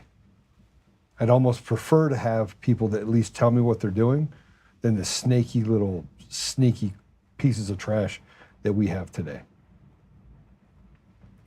And I wasn't going to go into this. So I'm going to bring Tommy and Adam back in. Let me tell you about Bannon. Let me tell you who Bannon is. I don't care what people like me. I don't care if 3 years from now I'm not doing a podcast. I have a feeling that I'm going to be in politics at a very higher level. Because when shit hits the fan, man, I am for God and country all the way. But Steve Bannon, man, he's a special type of not good person, in my opinion. And I hope he watches this, because he had a chance. Steve Bannon comes from Goldman Sachs. He's connected to the guys in multiple private equity firms. He went out and did his own thing, but frankly, couldn't get along with people. He got involved in politics. In 2018, if you guys can put this up there, in 2018, he, man, this is a little crazy. I think it's the last one that I just put in the thing. It is the last one. Put it up. Just put up the... So here's the Alexander Dugin article which Steve Bannon emailed to Jeffrey Epstein in 2018. I've been studying this stuff going on with Epstein because I want to get to the bottom of it. I told you before, I don't care. Let me read this to you just so you understand. This is from Steve Bannon to Jeffrey Epstein. And the article is about Scriptal, Syria, England are all victims, globalist war, Trump, Dugin's analysis with shout out. Can we go to the article real quick? It's the web article associated with it.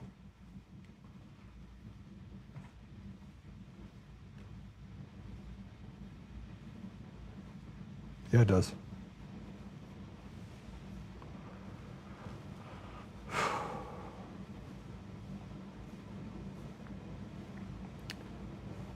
What's interesting about this is that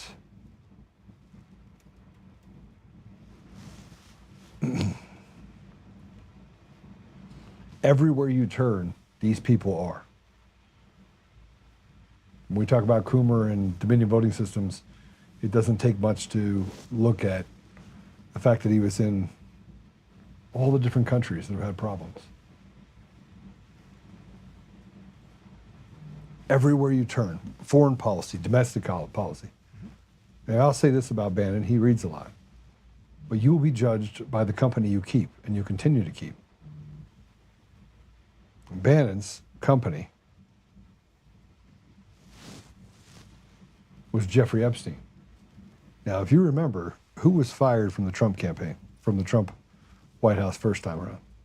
Steve was. Yeah, why? I don't know the whole backstory behind it. See, President Trump thought he had it hemmed up a little. I think President Trump right now is very frustrated. I would agree. He's 100%. He's frustrated. You can tell. He's worn out. He is like, how many snakes can you have? How many bad people can you have in there at the same time? It wasn't even Governor Bill Owens working for a Russian bank before they... Oh, yeah. Yeah, right. So it's like... Okay. I mean, this is Bannon good friends, not just friends, not acquaintances, good friends with Jeffrey Epstein. That guy. And nobody wants to talk about it. Nobody wants to have the conversation. Yeah, and as somebody who has fought sexual assault and fought for victims for over a decade in the military, it frustrates me that we just can't be completely transparent and hit the reset button on this stuff. If the files need to be published, victims need to get justice. We don't need any more suicides, and we need to rout these people out of the government. I mean, they don't deserve to be there. They're supposed to represent the people, and if they're contributing to human trafficking, it's just unbelievably disgusting. Yeah, no, really, it doesn't matter who's released it all. 100%. Put it. You use presidential powers and put it on every cell phone screen. I don't care. I want you to see this. This is a video. This is Mike Gill put this video out. Mike, shout out to you. It says Bannon was buddies with Epstein, stole money from you, lying about building the wall. He's in the flip to save his ass. I'm not flipping at all on anything. I don't really give a shit about Israel. I do care about the fact that overrepresentation in our country, while they're saying that black people need to have more representation against white people, they're not looking at the fact that every one of the most important positions that we have, and 40-some-odd% of our judges are filled by Jewish, because they're not Jews. And I'm going to separate P. Diddy from Ben Carson, because they're doing immense amount of harm. The reason why our country is where it is today is because we're in a state of lawlessness where you cannot put your finger on common sense anywhere in our nation. Yeah. You can't touch it. I want to play this video. This is Mike Gill put this video out there. Play it. We need regime change in Jerusalem, and we need it tonight. Everything that comes out of Netanyahu's government is a stone cold lie. They're liars. They've been stone cold liars. They gave bad information, so I'm not going to let that go. That's just bullshit. Everything they're doing is demonic. I want nothing to do with it. I will never support Israel into the future after what they've done to these children. The starvation campaign, I don't care. It went from working for PragerU to I will never support Israel. So that's how much the scales have fallen from my eyes about what they are involved in. And if this isn't your wake-up call to just look at the footage of what they are doing, they're playing Hunger Games and like throwing food at them and then killing people and seeing who survives. I wouldn't send them a dime. Like, that's my position. Whatever we're getting isn't worth it, because I think the cost is greater than the benefit. Everybody in Gaza is, at this point, has to hate Israel. By extension, those bombs, when they see American politicians go over there and like sign the frickin' bombs that are going to kill women and children, everybody in Gaza knows people who've been killed and maimed. And we're supporting it, right? Our tax money is going towards this. It's not regular, everyday people who would want to do these things, that it's like governments making these choices. I don't want foreign aid to any country, including Israel. And if they're getting involved in something, from my perspective, for the sake of Israel, and I don't think they should. There was a batch of emails released just recently that showed that Jeffrey Epstein worked closely with Israel, Mossad, and so forth. I've been reliably told you're anti-Semitic if you say that. MAGA cannot override MAGA. And I can criticize any foreign country that I want to because I'm an American and I have free speech. MAGA being Make Israel Great Again. Yes. But I definitely am concerned about foreign countries' influence, especially when it comes to members of Congress. No more foreign aid, no more foreign wars, no more sending your monies overseas. I wish that someone would tell Trump, listen, pal, you might as well be a Palestinian to this guy. He doesn't care about you at all. He doesn't care about our country at all. You think Benjamin Netanyahu cares that 3,000 Americans died on September 11th? No, and you know how I know that, Lex? He told the New York Times, he said to the New York Times in an interview on September 11th, it's very good. That's how much respect Benjamin Netanyahu has for the enlistment age sons of the United States of America and the dead civilians on those planes and in those towers.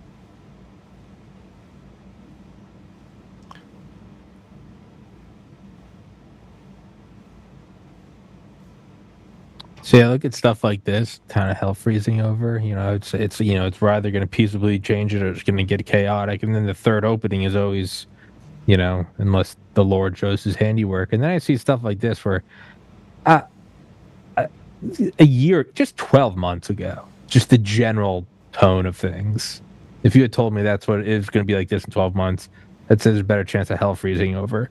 When you see these discussions that were relegated to the most, and I'm a conspiracy guy. I didn't go to prom. I was reading CIA: A Legacy of Ashes by Tim Weiner. Like I'm in this stuff. This stuff has always been, anything Israel related has been so relegated to the outermost fringes of the galaxy of conspiracy. To see it as centerfold as it is right now, to me, I go that's the miracle. If you're willing to put in the work, I think God is removing the scales from people's eyes. I don't. They've successfully buttoned this stuff up for our lifetimes, our parents' lifetimes, our grandparents' lifetimes, and now it is like common talk. I guess that's where I'm hopeful. Yeah. So Adam, I'll give you a minute before I go into my thoughts on that. Yeah, I mean, and I also have to be careful what I say sometimes because I still do serve in the Army, and nothing I say represents the DoD or the Department of Defense. You can text me, I'll say it.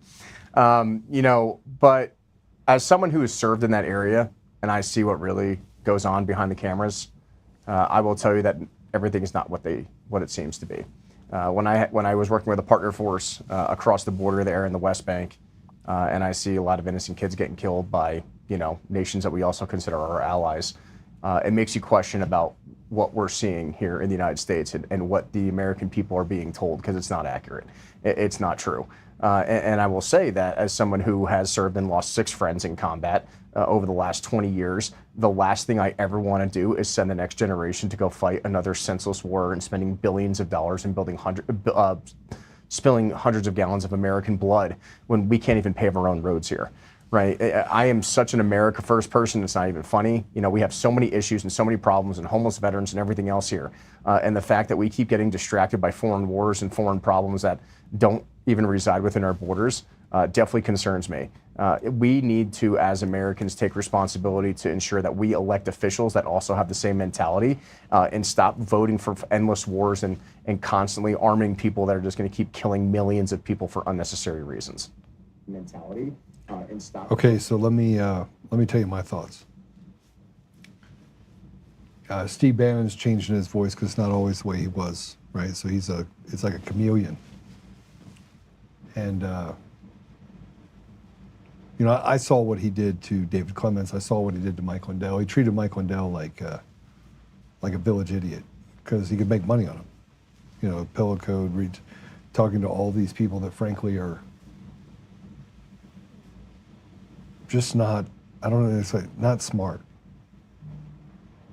And I don't care if you listen to Bannon or not. What I care about is that you don't put yourself in a position,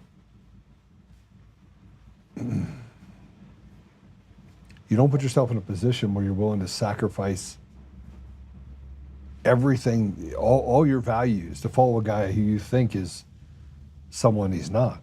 Here's a guy that's taken millions of dollars from people on a wall. Had to get pardoned for it. You say whatever you want. Nothing happened to him. The guy he was with that lost all of his limbs went to federal prison. No pardon. Bannon was an elitist. He went to jail for contempt of Congress. Yeah, you gotta boost his street cred, right? Yeah. I spent time in the Middle East and Africa. I broke bread with people you would call terrorists. It's a different world. I talk badly about jihadis here in the United States who can't assimilate or treat people well. The same way that I would go over there and I would talk badly about foreign policy that kills my brothers and sisters. And just so you know, I don't care what country you're from. Man, if you're God's children, I will treat you like a brother. I will stand in front of you. Make sure that someone doesn't take a shot at you. But it's true, the emperor has no clothes. We're in a really bad place right now in our country. But you saw all those people that talked. And I'm not criticizing President Trump openly. I'm saying right now, Mr. President, you be judged by the company that you keep. And we're in trouble. The MAGA movement's being split apart by the very people that say they're here to help. And Bannon, man, I haven't even gotten to the other stuff that I have on him specifically. It's pretty crazy. I mean, the worst words we can hear are, "I'm the government, I'm here to help," right? And like I said, the government. Yeah, and it's our responsibility, right? Is you're right, Joe? Is that the president of the United States has to be careful of the company that he keeps, but unfortunately, we're seeing a lot of that company is more interested in staying elected and staying in office, waiting him out for another 2 years, make sure we get nothing else done in this country, make sure we're not putting America First policies first. And we as citizens have to make the decision of whether we're going to remove them and replace them. I mean, it's going to take several election cycles. It's not going to happen overnight. But if we don't do it, the Democrats are going to. They already have a plan in place, especially here in the state of Colorado. They are going to actively try to flip some serious Republican seats. Like I said, we already lost multiple school boards, and that's just child's play. That's nothing compared to what they're trying to do here. And like I said, it starts with us. And if we want to make sure that the president is surrounded by the best of the best, then we need to be part of that solution versus being part of the problem and being idle bystanders. All right, I want to play this really quick. This is Steve Bannon, and then I'm going to play a Trump deal. So let's play the one I just put up, if we could, please. That I just put in there. This is Steve Bannon talking about the case of the globalists for the last 30, 40 years being wrong. I'm gonna show you what's happening. There's a shift and a break. President Trump, I'm not sure he can see it, that you create conflict in the minds of Americans. A confused American is an easy American to take over by incident. Yes. A single incident can change the direction of somebody in the United States as far as what they think. A single incident. Because there's too many points by which they can dilute their opinions. And President Trump is losing ground when it comes to decisions he's made. Mm-hmm. And by the way, I don't think Jews versus Jewish, I support people. I'm just not going to give you any money, right? So you do whatever you want in Israel, right? Except for you don't get to kill people in a country that's not yours. And Gaza doesn't belong to you. But I want you to see this, what Bannon has to say. The theory of the case of the globalists for the last 30, 40 years is just wrong. It's dead wrong. And it has weakened this country, and as importantly, weakened the citizens in this country. And this is what we were going to go to the religion of globalization, and we were going to ship all the manufacturing out of the United States that was too low value added, and we were going to ship it out of the United States. That's the excuse they did use. What they wanted to do was to get to countries with lower wage cost, no social safety net, and no environmental concerns. So it could turn China into a dumping ground and poison the entire environment of the world. Okay, now play this Trump and on with Ingram, please. Republicans have to talk about it, Laura. And does that mean the H-1B visa thing will not be a big priority for your administration? Because if you want to raise wages for American workers, you can't flood the country with tens of thousands or hundreds of thousands of foreign workers. You also do have to bring in talent. When we have plenty of talented people here. No, you don't. We don't have talented people here? No, you don't have certain talents, and people have to learn. You can't take people off an unemployment line and say, I'm going to put you into a factory where we're going to make missiles, or I'm going to put How did we ever do it before? Well, I'll give you an example. In Georgia, they raided because they wanted illegal immigrants out. They had people from South Korea that made batteries all their lives. Making batteries are very complicated. It's not an easy thing. It's very dangerous. A lot of explosions, a lot of problems. They had like 500 or 600 people, early stages, to make batteries and to teach people how to do it. Well, they wanted them to get out of the country.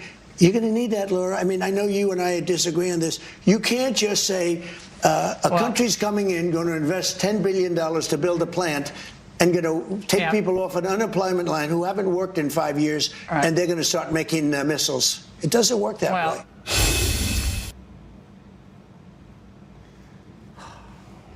Yeah, this drives me nuts because... And there's just sorry, I was muted. Sorry, that was all of World War II. That's who Rosie the Riveter was. Yeah, exactly. And I think there's two sides of this. One, I will say that our public education system is garbage, and we definitely have Americans who can't add without using their iPhone. 100% that exists. That doesn't mean that Americans aren't willing to learn and get into the trades. And as a blue collar worker, like I'm a proud union guy, U.S. Steelworkers 12477, right? Like I grew up my entire life as a blue collar guy. I was born in New York, grew up in New Jersey. My dad taught me how to take apart cars. My grandfather did the same thing.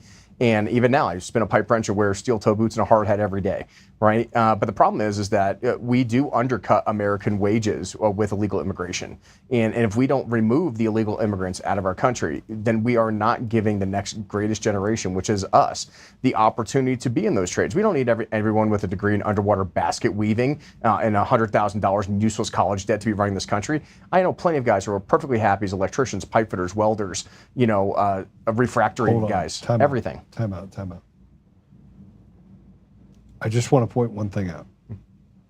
President Trump said we need H-1Bs, they make batteries, H-1Bs.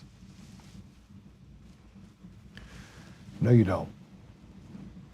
You got plenty of people. Correct. If someone can come here from South Korea, and this is why I say that MAGA is being split up from underneath its base. There's an active campaign. I promise you that Bannon has nearly everyone in the Trump administration on speed dial. Every one of them. That he's talking about and splitting people away from President Trump, but underneath, the people that are giving President Trump advice and telling him that you don't have talented people in this country, those are the same people that Bannon's talking to. Yeah. I mean, Bannon's talking about, by the way, he doesn't bring up Epstein. You want to know why? Why would he? Because he's his boy. Yeah, we have He's the pedo's boy. Agree. I agree with you, Joe. We have plenty of American workers that can do these jobs. And let me tell you something. The Goldman Sachs guy is not America's man, right? He's just not. Okay, it is super important that you understand. I want people to be educated. Look, follow President Trump, but just understand that inside President Trump's camp, here's a report he's being given. Do you think President Trump talked about using hydrogen peroxide in the body to kill COVID? You think that was his idea? No, absolutely not. I mean, people are definitely feeding him the wrong information, and these are on purpose. These are the people in the administration that are trying to sabotage him and undermine him. They're part of the establishment, and they need to go. They need a narrative. They do. So they need all this chaos. Mr. President, you are being played by both sides. They are smiling at you while they are dropping pipe bombs underneath your pillow. Yeah, literally. That's literally what's happening. Mm-hmm. And I can see it on the outside. I see what happened with Bannon. And then you have to, you end up pardoning people who's like, Mr. President, we need you to pardon this person. He's asked about the guy with, Binance. He goes, yeah, I don't know. I never met the guy. It was a policy decision that was made in the administration. Because in the administration, they wanted to do everything they could to screw with President Trump. Look, I don't have to be the smartest guy in the room to understand this. But here's, Marjorie Taylor Greene, the day after President Trump was on Ingram, the day after, put it up. This is a bill to end the mass replacement of American workers by aggressively phasing out the H-1B program. I introduced a bill to end mass replacement of American workers by aggressively phasing out the H-1B program. Big tech, AI giants, hospitals, and industries across the board have abused the H-1B system to cut out our own people. Americans are the most talented people in the world, and I have full faith in the American people. I serve Americans only, and I will always put Americans first. My bill eliminates the corrupt H-1B program and puts Americans first, again, in tech, healthcare, engineering, manufacturing, and every industry that keeps the country running. If we want next generation, we have to be American dream. We must stop replacing them and start investing in them. 100%. And I know MTG. I met her. I've hung out with her. She's an amazing woman. She said some things in the past that I might have disagreed with, but this is something that I unequivocally agree with. America first, American workers first, American citizens first. It doesn't make any sense. I understand that there's a lot of companies that don't want to spend the extra money to invest in American workers. Listen, we have a bigger problem. And I as a guy that runs businesses, I can tell you what the problem is. Regulations and taxes 100%. On the businesses in their country are draconian. Mm-hmm. It is nearly impossible.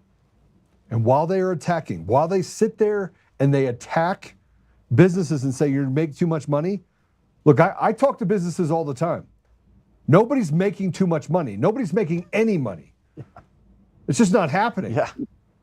If you squeak by and make 50 grand on a $5 million investment, you're like, oh, I did a good job. Yeah, it's ridiculous. And people are trying to find ways around it all the time. And the H-1B process is a way that they can actually just skirt margin. Yep. The government is taking too much meat off the bone. And if I'm wrong, then why in the world is Social Security now called an entitlement? A woman that's put that money in there for 30 years, dies at 65. 40 years, dies at 65. Never got to take any of her Social Security. Nope. Puts all that money into there. And the money just goes, it evaporates. And the government goes in and it raids that money and says, we need new tollways, we need new property tax. And by the way, our education system is shit. 100%. And you think it's bad in the suburbs where you got, Mama PTO talking about, oh, Simeon, we need to make sure we put in gendered, whatever, queer ideologies. The kids aren't learning there. You know what it is in the inner city? It's worse. Yeah, just wait to see what happens in New York with Mondani in charge. A complete insanity. Police officer Mondani, a captain of the police force, did an entire video on how to actually tie a hijab. That's actually happening in New York. Yeah, you import the third world will come here. That's what everyone I've talked to in special forces and guys I've worked with for over 10 years have said. Yeah, if you're an immigrant and you want to assimilate to American culture and you want to become an American citizen, that's one thing. But these people have no desire to assimilate to American culture. They want to take your job, they want to take your money, they want to put you under Sharia law. If you don't believe me, look at Dearborn, Michigan. Look at Minneapolis. Look at Ilhan Omar. I don't understand. Like, it's right in front of your face. And all the time I spent in the UK and Ireland and stuff, it's there. And they don't have guns. And they're about ready to take their great-great-great-grandfather's armor off the wall and start stabbing people with broadswords. They're in it. Yeah, they're in it. Guys, listen to me. We are in the most dangerous time in the history of the United States right now. Tommy? Yeah. Yeah. No. What I'm saying is like everything we're looking at, from the people feeding him shit to whatever. I guess the reason I don't have much to say is because I think it's pretty much you pull the fire alarm. You use the military to do snap elections in every city of every state. You broadcast it live, do it same day, seal up the border, do it at the cost of the military, deport all of these fuckers. And if anyone says there's an issue, say this is national security, say it's no different than World War II with internment.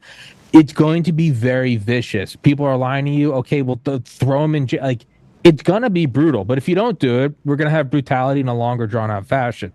So that is my 2 cents, is you have to go in with a chainsaw. It's just like what it is.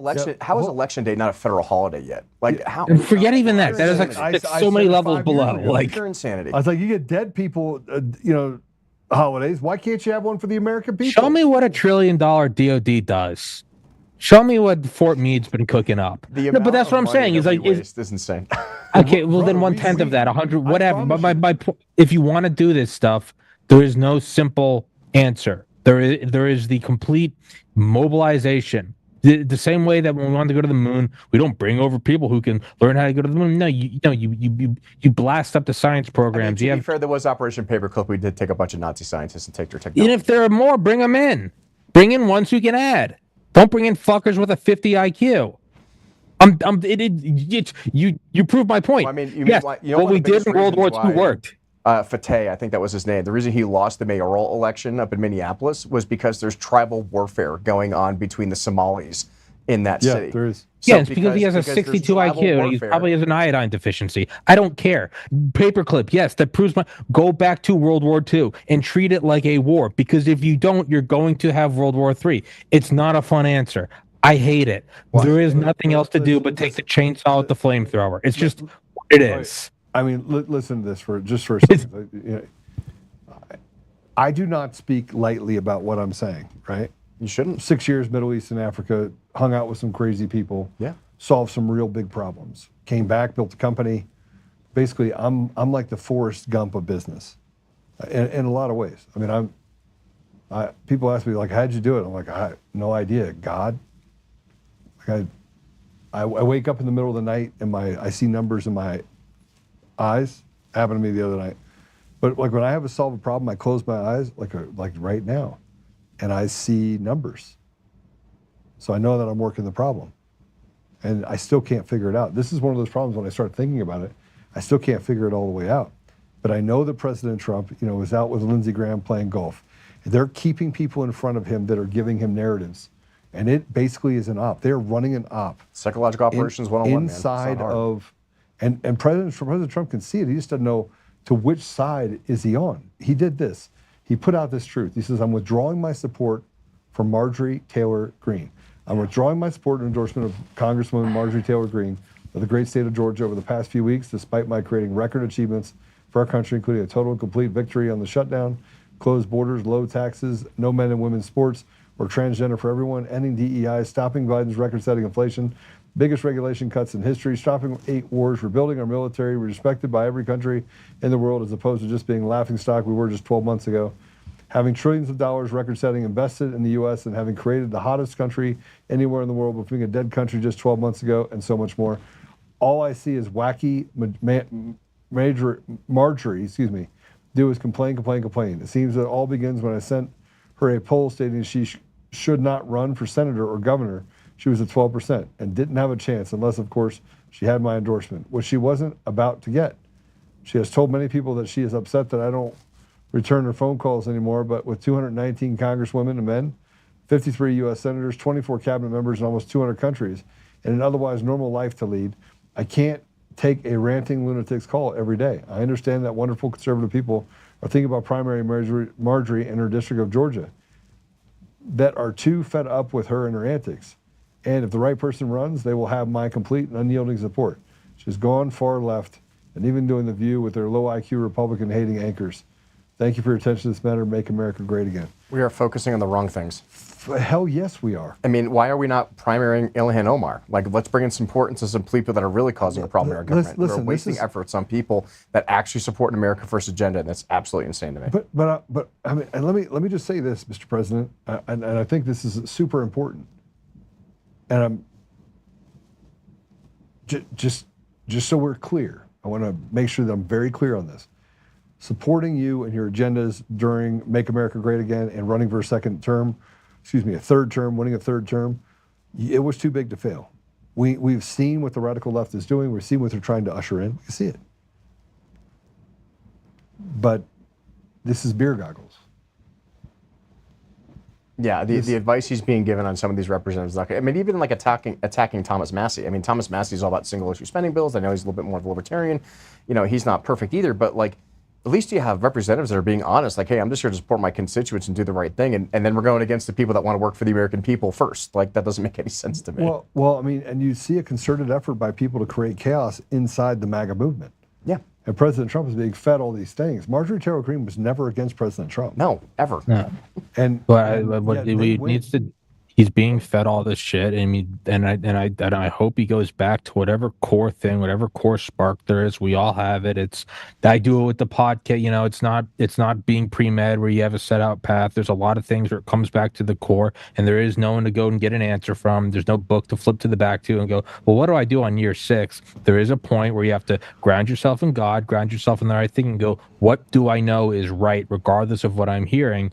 Hey, man, the dude, let's remove president. You're a successful guy. You've made billions of dollars. You've done it.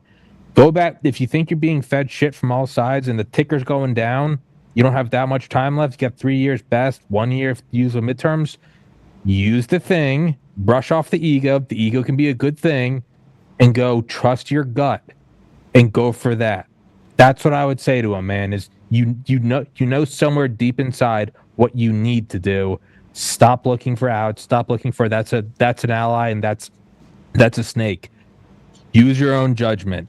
Go what is right and what do I know is right. Well, I mean, he was doing that, and then he needs to go back to it. Yeah, he needs to vet his intelligence sources. Like we never make a decision in the military based upon one source of intelligence. That's bad policy. We're going to make the wrong decision doing that. We always have to vet it between multiple sources, and I hope that our administration is going to start doing the same thing, because we're making a lot of bad decisions and making a lot of bad public comments right now on these things, and it's making real Americans, because you got to understand, like, what less than 50% of the people of the United States even vote or get involved in politics. And when the rest of the people see this, like I said, they're trying to take their kids to soccer practice. They're trying to live, and they don't want to get involved in it. And we need accountability. We need to make sure the right thing's being done, and we need more people to voice those opinions in a way that's going to make sure that our elected officials represent us, and that the President of the United States can make sound, judged, moral, ethical decisions. All right, so let me say this. When President Trump gets to the point where he's attacking Marjorie Taylor Greene, not calling her to the White House, saying, listen to the conversation, you know that there are people inside You've that are been, doing it. you've been Basil. You've been, what is it, Bombazzle? Yeah. Well, it's like what we're seeing in Colorado right now. If they see you as a threat to the system of the establishment that exists, they will do whatever it takes to remove you from that system. Yeah, trust me, I could feel that. I quite literally feel that. So President Trump put this out, and my heart hurts. And it's not like I'm a great fan of Marjorie Taylor Greene. Yeah, she's not no politician's perfect. I don't have a dog in the hunt, because I think that both sides are absolute dog shit, right? I don't think President Trump came in thinking if he doesn't pull the lever and do some really drastic stuff, we have no representation at any level. But let's go ahead and put this up. This is President Truth. Man, this is the stuff that, so wacky Marjorie traitor Brown, remember Green turned to Brown where there was rot involved, is working overtime to try and portray herself as a victim, when in actuality she is a cause for all her own problems. The fact is nobody cares about this traitor to our country. Remember that thing that President Trump said never do? It's big comments saying calling somebody a traitor. Oh man. That And means something. we don't call the people that are traitors. Yeah, traitors. words mean things. We say that in the intelligence world a lot. Words mean things. I mean, and when you say that, that's interesting. Yeah, so there's a couple outcomes. Either Trump is compromised in doing this under. Okay, that's one of the possibilities. The other is that he's being fed shit from snakes from all ankles. Okay, at which point you need to dig your feet in and be an adult. Or 3, he's too stupid to realize he's being fed this shit, which I don't believe. So it's the middle one. If I don't believe he's compromised, I don't believe he's too stupid to know what he's doing. It's the middle one. He hasn't yet decided that, hey man, there's 3 seconds left. Are you taking the 3-pointer or not? Like, it sucks. I wish you weren't here. You're here. What are you gonna do?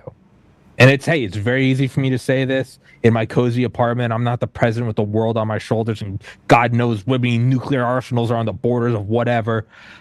But hey, dude, if there's anyone that can do it, if there's anyone that's bigger than the office, it's Trump. I'm like trying to kiss his ass. Hey man, if there's somebody that can do this Tom Brady shit, it's you. Yeah. Well, I think he can, but this is Marjorie Taylor Greene. I want you to. This is crazy. And by the way, I don't think anything about the Epstein list is going to indict President Trump. But you're seeing the wheels come off the bus, and MAGA's getting ripped to pieces. Yep.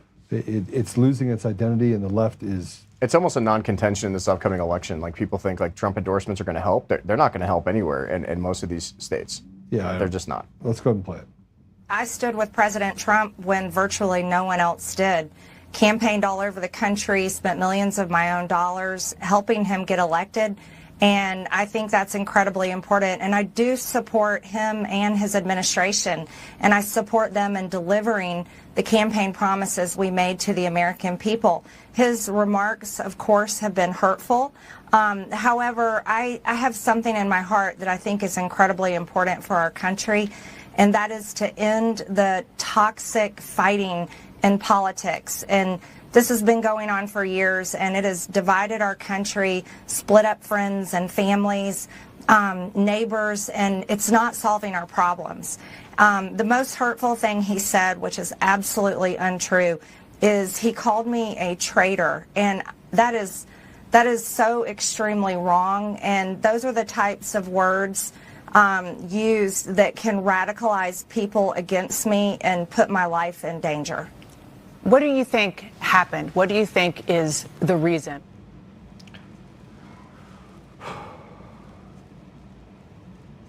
And it's going to continue to divide people, and this is not what we need, especially with such important midterm elections coming on. You know, we're gonna put all our focus on these things. We're gonna start now calling people in our own party traitors and whatever else, and And like I said, we definitely need to clean house. Like I said, especially in the state of Colorado, like we need to replace some people. But when you have representatives like MTG, who's doing the work and doing the job and representing your people, those are not the people we need to. I don't think anybody right now. I mean, Marjorie Taylor Greene would at least show up and make sure there was a vote. Yeah. She'd say, voice votes. I need a vote, an actual vote. She would do it every day, right? But the problem is the system is a machine that just feeds whatever it is that your vice is. It feeds it. Doesn't matter what it is. They'll feed it.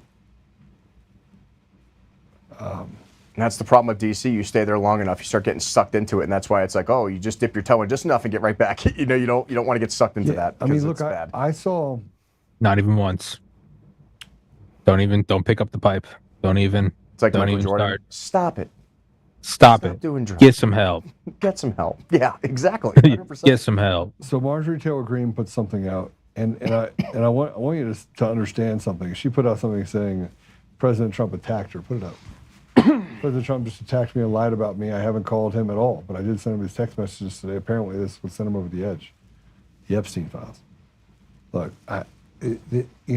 President Trump. Let me say this. Imagine being the guy that has to be the world's babysitter while navigating some of the most horrible human beings that were selected using these systems in our own country. Not very smart people. They're just not smart.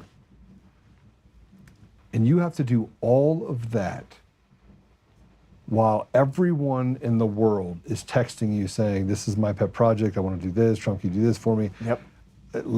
I was coming home from elk hunting, and I got to a place where I had a little bit of service. Did your phone go on fire? It's unbelievable. It's like me every morning. It's like, please stop. Joe, can I have tickets to the Avs game? Joe, can I have this? Joe, can I borrow $500? Joe, can you come on my show? Joe, can you? I spent an hour just catching up with people, and I probably had 30 people. Now imagine being President Trump. He doesn't have 30. He's got 3,000, 5,000 every day. His phone blows up. And I know he's got it imaged, and somebody else has a phone too, and he's looking at his phone, and he's like, oh my gosh, this is crazy. And he's got to handle all these problems. And then I can already tell you what happens. It happens here. I fired 2 people last week. I fired 2 people. Somebody showed me a phone. I looked at it, I was like, I want them gone. I want them gone by the end of the day. Get them out of here. Right? And people were like, Joe, and I'm like, I don't care. I'm done dealing with the bullshit. Right? I'm done with it. So imagine President Trump times, he's very smart. And we don't understand the amount of pressure that you go through to be in the position he's in. And he's got to deal with Bibi. And he's like, oh, give me the letter so I can get a pardon. Right? He can't make anybody happy. There's no one to be made happy. You have to have the courage to be disliked. Well, that's the thing, is you can't make anyone happy. I think that is the gift, is realize no matter what, they're all going to hate you. And a lot of things you can't, ignore it. You can't lose your humanity. You can't do this. This is the one spot where you can be that high up that President Trump, you're allowed to detach, and you're allowed to go, this is happening and this is happening. It's as the only way I can describe it is Dr. Pete Chambers, talking about triaging, SF guys. That's where we are. Great dude. Yeah, he's an awesome dude. That's where we are. But you got a bunch of alphas even on these guys, right? You got a bunch of, I've sat in a room with a bunch of alphas. I'm telling them to not talk to any of them. You are the one that's triaging the United States and thus the world. Act accordingly. Yeah, I mean, I agree. But then, a lot of things you don't. It's not that some people hate you and other people like you. There's a lot of things where it takes decades before people go, oh, he was kind of right. That's how far out it takes. It's Eisenhower was a psychopath for setting up the continuity of government and the relocation arcs. It's 70 years later. We're like, yeah, it's probably good to have those nuclear bunkers spread out everywhere. Maybe that wasn't too much money. By then, his grandkids are dead. You have to be okay with being hated. And also realizing that the sacrifice is not always transactional. It's almost never transactional in your lifetime. It's just. But the problem is that beer goggles. You've got people in there that are just, there's a grip on our country. And look, you could support Israel. I don't have to agree with everything President Trump says. Sure. I don't, or does, for that matter. You know, watching hundreds of thousands of Gaza children and women and children die, and us saying it's an acceptable casualty, reminds me of Madeleine Albright, 1996, saying that 500,000 women and children dying was appropriate. Yeah. I mean, fuck that. I hope that woman is in a boiling pot of hot acid. Kill 500,000 women and children? But I look at what's happening in our country, same thing's happening. Yeah. And they did it. They did it to make it closely associated with his watch. And they're going to rewrite history on President Trump. I promise you. Of course they are. It's all cognitive dissonance. Like, you know, it's so easy to say, oh, we're going to do this overseas, we're going to do that. But unless you've seen it with your own two eyes, it's really hard to justify what's physically going on in your mind. Which all reinforces your memory is not going to be set in stone. It's going to be by those around you. Everyone's going to hate you. Assume everyone around you is a traitor. Go with your gut. The clock is running out. Yeah, it's not a fun answer. It's not a fun answer. It's like if you want a friend in DC, get a dog. You know what I mean? Like sometimes you have to trust your own intuition and trust your faith and make the right decision without having everyone talking in your ear telling you what to do. It's demonic. It's demonic. But then President Trump went after Massey. Yes. Yeah, man. You're chasing the shadows that the snakes are putting around you. Assume everyone is an enemy. Act accordingly. Did Thomas Massey, sometimes referred to as Rand Paul Jr., because of the fact that he always votes against the Republican Party, get married already? Boy, that was quick. No wonder the polls have him at less than an 8% chance of winning an election. Anyway, have a great life, Thomas, and his wife will soon find out that she's stuck with a loser. Yeah, it's bad form. Not recommended. Yeah, man. That is. What are you doing? Why? I can already tell. That's my point. Is what are you doing? You're compromised. You're too stupid to realize you're being played, or you know that you're being played, and you're not compromised, and you just haven't found your balls yet to go. This is what I'm doing. I think it's the third. So do it. Yeah, I think there's more to this than that. You know, I want to hearken this to Bernie Madoff. Okay. Bernie Madoff had kids and the life of life, and he was kind of like Steve Bannon. So think of Bernie Madoff as like a Steve Bannon of people. He could talk, he's very articulate, he was very smart. Super smart. And they let him go on for years, billions of dollars in fake books. They all knew, everyone knew. But when he finally went to prison, you know what he said? I thought the whole world would end before they get me. That was one of his quotes. But he also said that he loves the life he has. It's peaceful in prison. Yeah. He said he doesn't have to worry about anything. Yeah. And then they killed his son. Then they both. And they killed his son. Yeah. So. And so I want President Trump to, I mean, he imagine how much of a peaceful life you don't have. He doesn't have a peaceful life. And he can't get it back. All the more reason to do the thing, man. Rip the Band-Aid off and do the right thing. Do the thing. And he said what he said on Air Force One like a month ago. I've never heard him say it before. I'm actually nervous about heaven. The fact that came out, that's the tip of the iceberg. For him to say something anywhere remotely that vulnerable tells me that's something on his mind. President, lean into that, man. Lean into that. Find the anchor in God, all right? Lean into that. Sorry, I'll stop blurting out. I've made my point very clear that I want Trump to, use the military. I'll shut up. No, I mean, listen, I think we all agree. Yeah. Adam agrees because he's still in the military. So he's like, yes. Yeah, I'm all for the National Guard. Like I said, there's the Send me posse in, Coach. comitatus thing, and there's regulations and stuff, but we can do it the right way. I'm not asking you to verbally endorse what I'm saying. You have a lot more responsibilities than me. Yeah, nor am I going to. Yeah, exactly. I'm just telling you exactly. that there's a process and procedure Yeah, and yeah, do it the right, yeah. moral, ethical way. So Sure. President Trump put that out. And right after President Trump put that out, Laura Loomer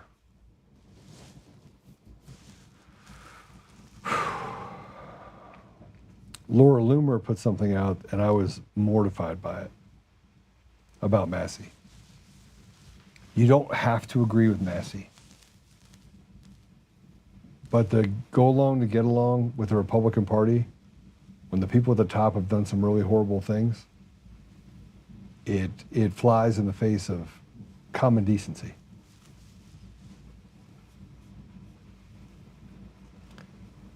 I don't know how you can go after.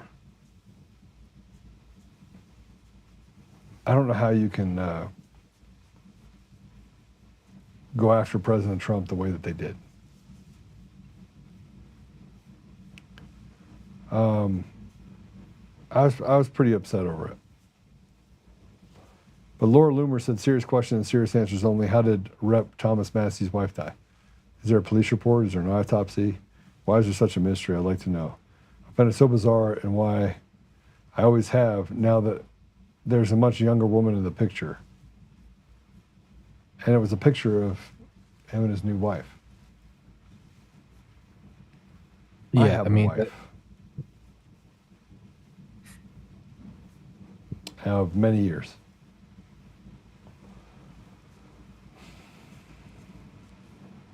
And I'm going to say that this is what I wrote. We don't have to put it up. This is disgusting. Massey was married to his wife for decades. It was his high school sweetheart. He does not owe you or anyone an explanation, and the fact that you would weaponize this is disgraceful. We have lost the ability to have humanity. Disagree with someone and go after his dead wife. Got it. I did not wait long enough to get remarried. He did not mourn the right way. He did not. The narratives are astonishingly what I would expect from people who lack courage and character. Pathetic. Do better, Laura. The next day, and people basically told me to shut the F up. And I bring this up because, look, I'm the first one to fight. Yeah. I like to fight.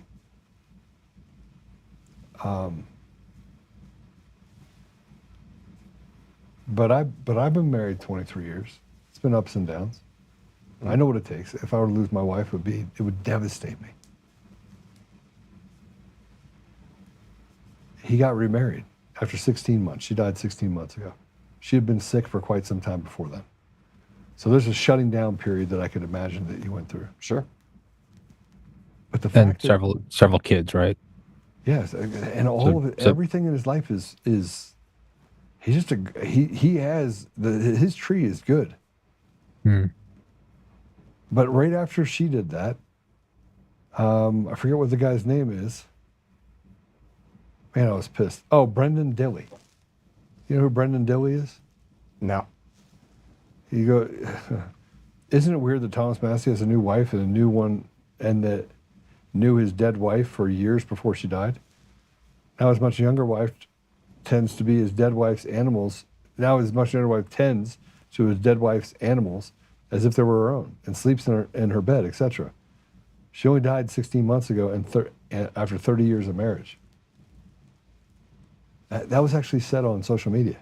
Yeah, man, these people are demons. They're demons from hell. This is our side. Yeah. Attacking Massey. Know them by their fruits. Throw them out. They're not on your side. This is a blessing. Be grateful that God's showing you who they are. I mean, God tells us, you know. You know them by their fruits. Yeah, and I'm going to put you against your mother, or brother against brother, father against son, and you know, I will kill you. They will kill you in my name. You know, I mean, this is what we are to expect. So, and I know we're running out of time because I got to go. I got to go help my friend get a gun. So I said this to Dilley, though, by the way. I said, between you and Loomer. By the way, the more stuff that I have on Bannon, it's unbelievable. Like the more stuff, it's unbelievable by people that work for him. I was going to go through the whole thing, but I felt like I'd save you guys that. I'll do my own show on it. That way I don't have to bring other people into my mess. I said, LOL, between you and Loomer, I think you have the relationship world completely mastered. Right? I mean, how many failed relationships? How many bodies in the wake of your two shining examples of success? I'm sure you got it all figured out. First is none of your business. Second, there is no perfect time to move on after you lose the love of your life. But neither you nor Loomer would know anything about that. It's disgusting that you would use this as your beat stick, and the only reason you do it is to hurt the man you disagree with, or more specifically, the man that establishment disagrees with. You just carry their water. Congrats, you carried it well. Hope the bag of shekels was worth it. But what do I know? Between the lot of influencers, you all have accomplished all of jack shit. But do attack a man with a 30-year marriage, children are impeccable, and like it or not, a man who will stand for what he believes. Without worry of the consequences, yeah, he's our problem for sure. 100%. Thomas Massey's one of the good ones, you know, and the fact that people are attacking him when he's the guy out there trying to fight for the American people and he actually cares about the people in his district.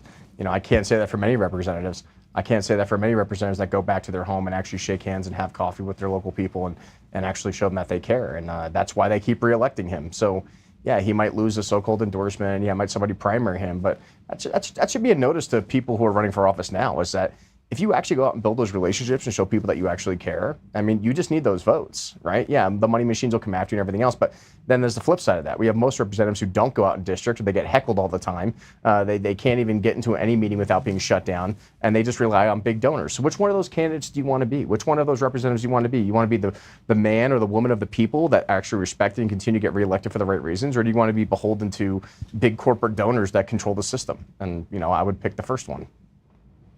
Yeah, I mean, look, we never want to become the very thing that we're fighting against. Pray, stand, speak, act. The four things that I've been telling people to do for years. Pray first, stand up, speak truth, and always act. It's all biblical. Absolutely. Right? And so I got to go because I told him I'd be there, but I want you guys to know a couple of things. First of all, Adam, thanks for joining me. I really appreciate it. No, Thank absolutely. you very much. Thank you for letting me come on. And how do people follow you? Yeah, so Instagram's my biggest one. It's adam.DeRito2010. Same thing on Twitter. It's just Adam DeRito. TikTok and Facebook and everything else. YouTube as well. I did the Tuxes and Tomahawks podcast, Dark Saber podcast for the Air Force Academy kids I'm trying to save. And yeah, I'm on Substack. I read a lot of policy stuff on there, which you guys should probably check out since none of our representatives want to talk about policy in Colorado, but I will. And I'm here to try to save the state of Colorado. I mean, yeah, I know I'm a native East Coaster, but I love this state. This is where I want to raise my future family. And by, with, and through, as we like to say, no matter what it takes. If we have to find people to primary the unethical, immoral people representing us, then we're going to do it. It's time for the millennials, the Gen Z, and Gen A to stand up and let's create our own revolution, the legal and the right way. We just got to get people to combine together. Exactly. Yeah. 100%. All right. Tommy, good to have you on, brother, as always. I was gonna say Adam's probably the easiest to get, and I mean that in a compliment, to get in touch with. I mean, I think it was like under a minute. I was like, yeah. And I was like, wait, what? He got right back to me. Here's my phone. I was like, thank you. I'm like, thank you. Like, yeah, so, I'm relatively responsive. My phone's like Joe's. It's on fire every day after for 6 months. But I will respond to everybody. Immediately interact with people. So, all right, I'm gonna pray for President Trump. I'm gonna pray for our leaders. I'm gonna pray for humanity if I can. I end every podcast with a prayer, so I'll do that. But I just want you guys to know something. Nobody said it was going to be easy. No one. No one. No. No one said. No one even said that you'd survive it. Correct. So you just have to be willing to serve the Lord. Understand that there's a much bigger picture here, and winning doesn't necessarily mean you survive. In the grand picture of God's scheme, that's a win. Your purpose might have been to get to this day, this month, this week, this year, and then it's over. And that means you didn't fail. That means you played your role. There's a lot of guys. My great uncle was on D-Day. He survived. There's a lot of guys who the door of the Higgins boat opened, and that was it. Their sacrifice wasn't any less. That was part of God's plan. Yeah. So I just want to say this, President Trump, if you want someone that knows how to play golf to come play golf with you and be your sounding board, I'm all about it. I do want to play at Mar-a-Lago. Yeah, I think you just got to, man, you got to get out and you got to take a swim. I think he just has to take a swim. He's got to take a look at what that circle looks like around him, and I know he's frustrated. You could tell it. You could tell it going back to Charlie Kirk's funeral. Yeah. Right? I was there. I watched it. He is visually, he thought he could come in and get a bunch of stuff done. He thought he had the right people on the bus. He's got people like Kardashian Patel who are more interested in, covering things up. And I know he can see it. I know he can see it. I know. And the conflict that it creates. So let's play it. Let's pray him out. And Apple Podcasts, Google Podcasts, Spotify, Pandora, iHeartRadio, TuneIn, and more. Just go to all those different places. You can find Tommy as well. Tommy goes live before I do. And, you got to hit the share button. You got to be the ones to be the ambassadors of truth. I want to thank those people that have been pushing out all the cuts that we've been putting out there. Hate mail has increased, which is really good. I know Spotify took down an extra 415 episodes.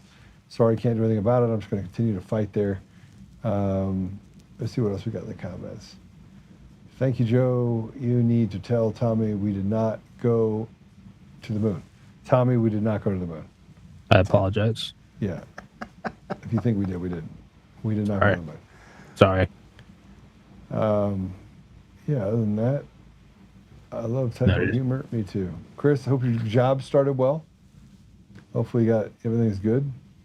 All right, let's pray. Father God, thank you. Man, thank you for the time that we've had with Adam, with Tommy. Thank you for the peace that you put in my life, Father. I just have to say thank you. It is just amazing what you've done. You've exposed all this evil to the people. I truly believe that it was going to sweep in, and that some of the things that we've experienced have been able to wake up more people. And yet we sit here just wondering why it has not yet been solved. And I guess that's the lesson, is that everything happens in your time. Father, we see the conflicts that are created and the people that are involved in self-indulgences and serving themselves while abandoning the American people. We know that there's a lot of people that are telling President Trump a lot of things. But Father, I would just ask that you lift the burden off of President Trump.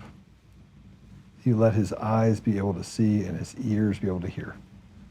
I would ask you, Father, that you would give him the discernment that is necessary in order to take us to a better place.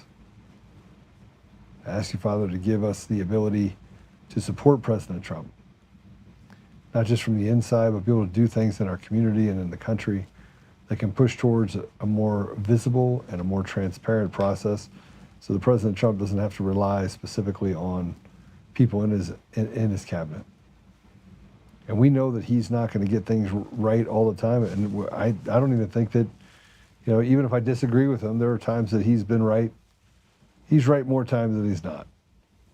Father, I would just ask you that you would give him the ability to see the outcome, to be a seer of things to happen in the future, and to do things that are necessary in order to save our nation, to save his family's life in the future, and to save us from this evil that has consumed our communities and our country and the world. I ask these things, Father. We love you. In the name of Jesus Christ, amen. Amen. Amen. All right. I will see you guys later. Have a great Monday. Adam, thanks for coming on, brother. Lots going on. Bill Owens, bad guy. Kirkmeyer, do not vote for her. Do not vote for you. And if you're in Colorado, get groups together. I'll come talk to groups. Adam will come talk to groups. Get involved. We're gonna get a bunch of groups together. We've got some fire people that used to. We can. Amazing people. We got Ed Hartfield. Mm-hmm. He's a stud. Matt Arnold, which I haven't seen out in a while. He's kind of, what's he doing? He's relatively kind of new to the scene, but yeah, the people are getting out and doing things. And before that, Joe, I want to give you the first copy of my book. All right, thank you. You're the only one who has a copy of that, but I wanted you to have that, and thanks for everything that you do. I'll read this. I'll make sure I read this in the next couple of weeks. So thank you. Appreciate that. Right. Thanks. God bless you, brother. God bless you too. All right. We'll see you guys later. Take care. See you, Tommy. Be good. Thank you so much. Yep. Adam, nice to meet you, sir. All right, guys, Anytime. take it easy. Yep. Peace.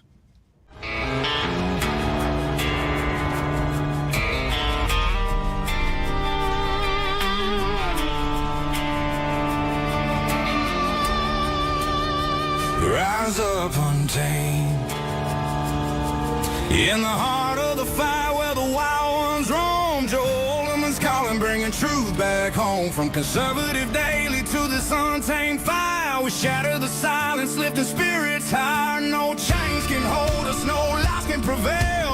Authentic and fearless on this rugged trail. Patriots gather under stars and stripes. Untamed nation, igniting the night. Untamed nation, let the truth roll out in this land of the free. Standing proud from sea to shining sea, we won't back down. Catch the fire, wear the crown. Untamed nation, it's our battle song, motivating hearts where the brave belong. Yeah, untamed and wild, forever strong. Play it again all night long.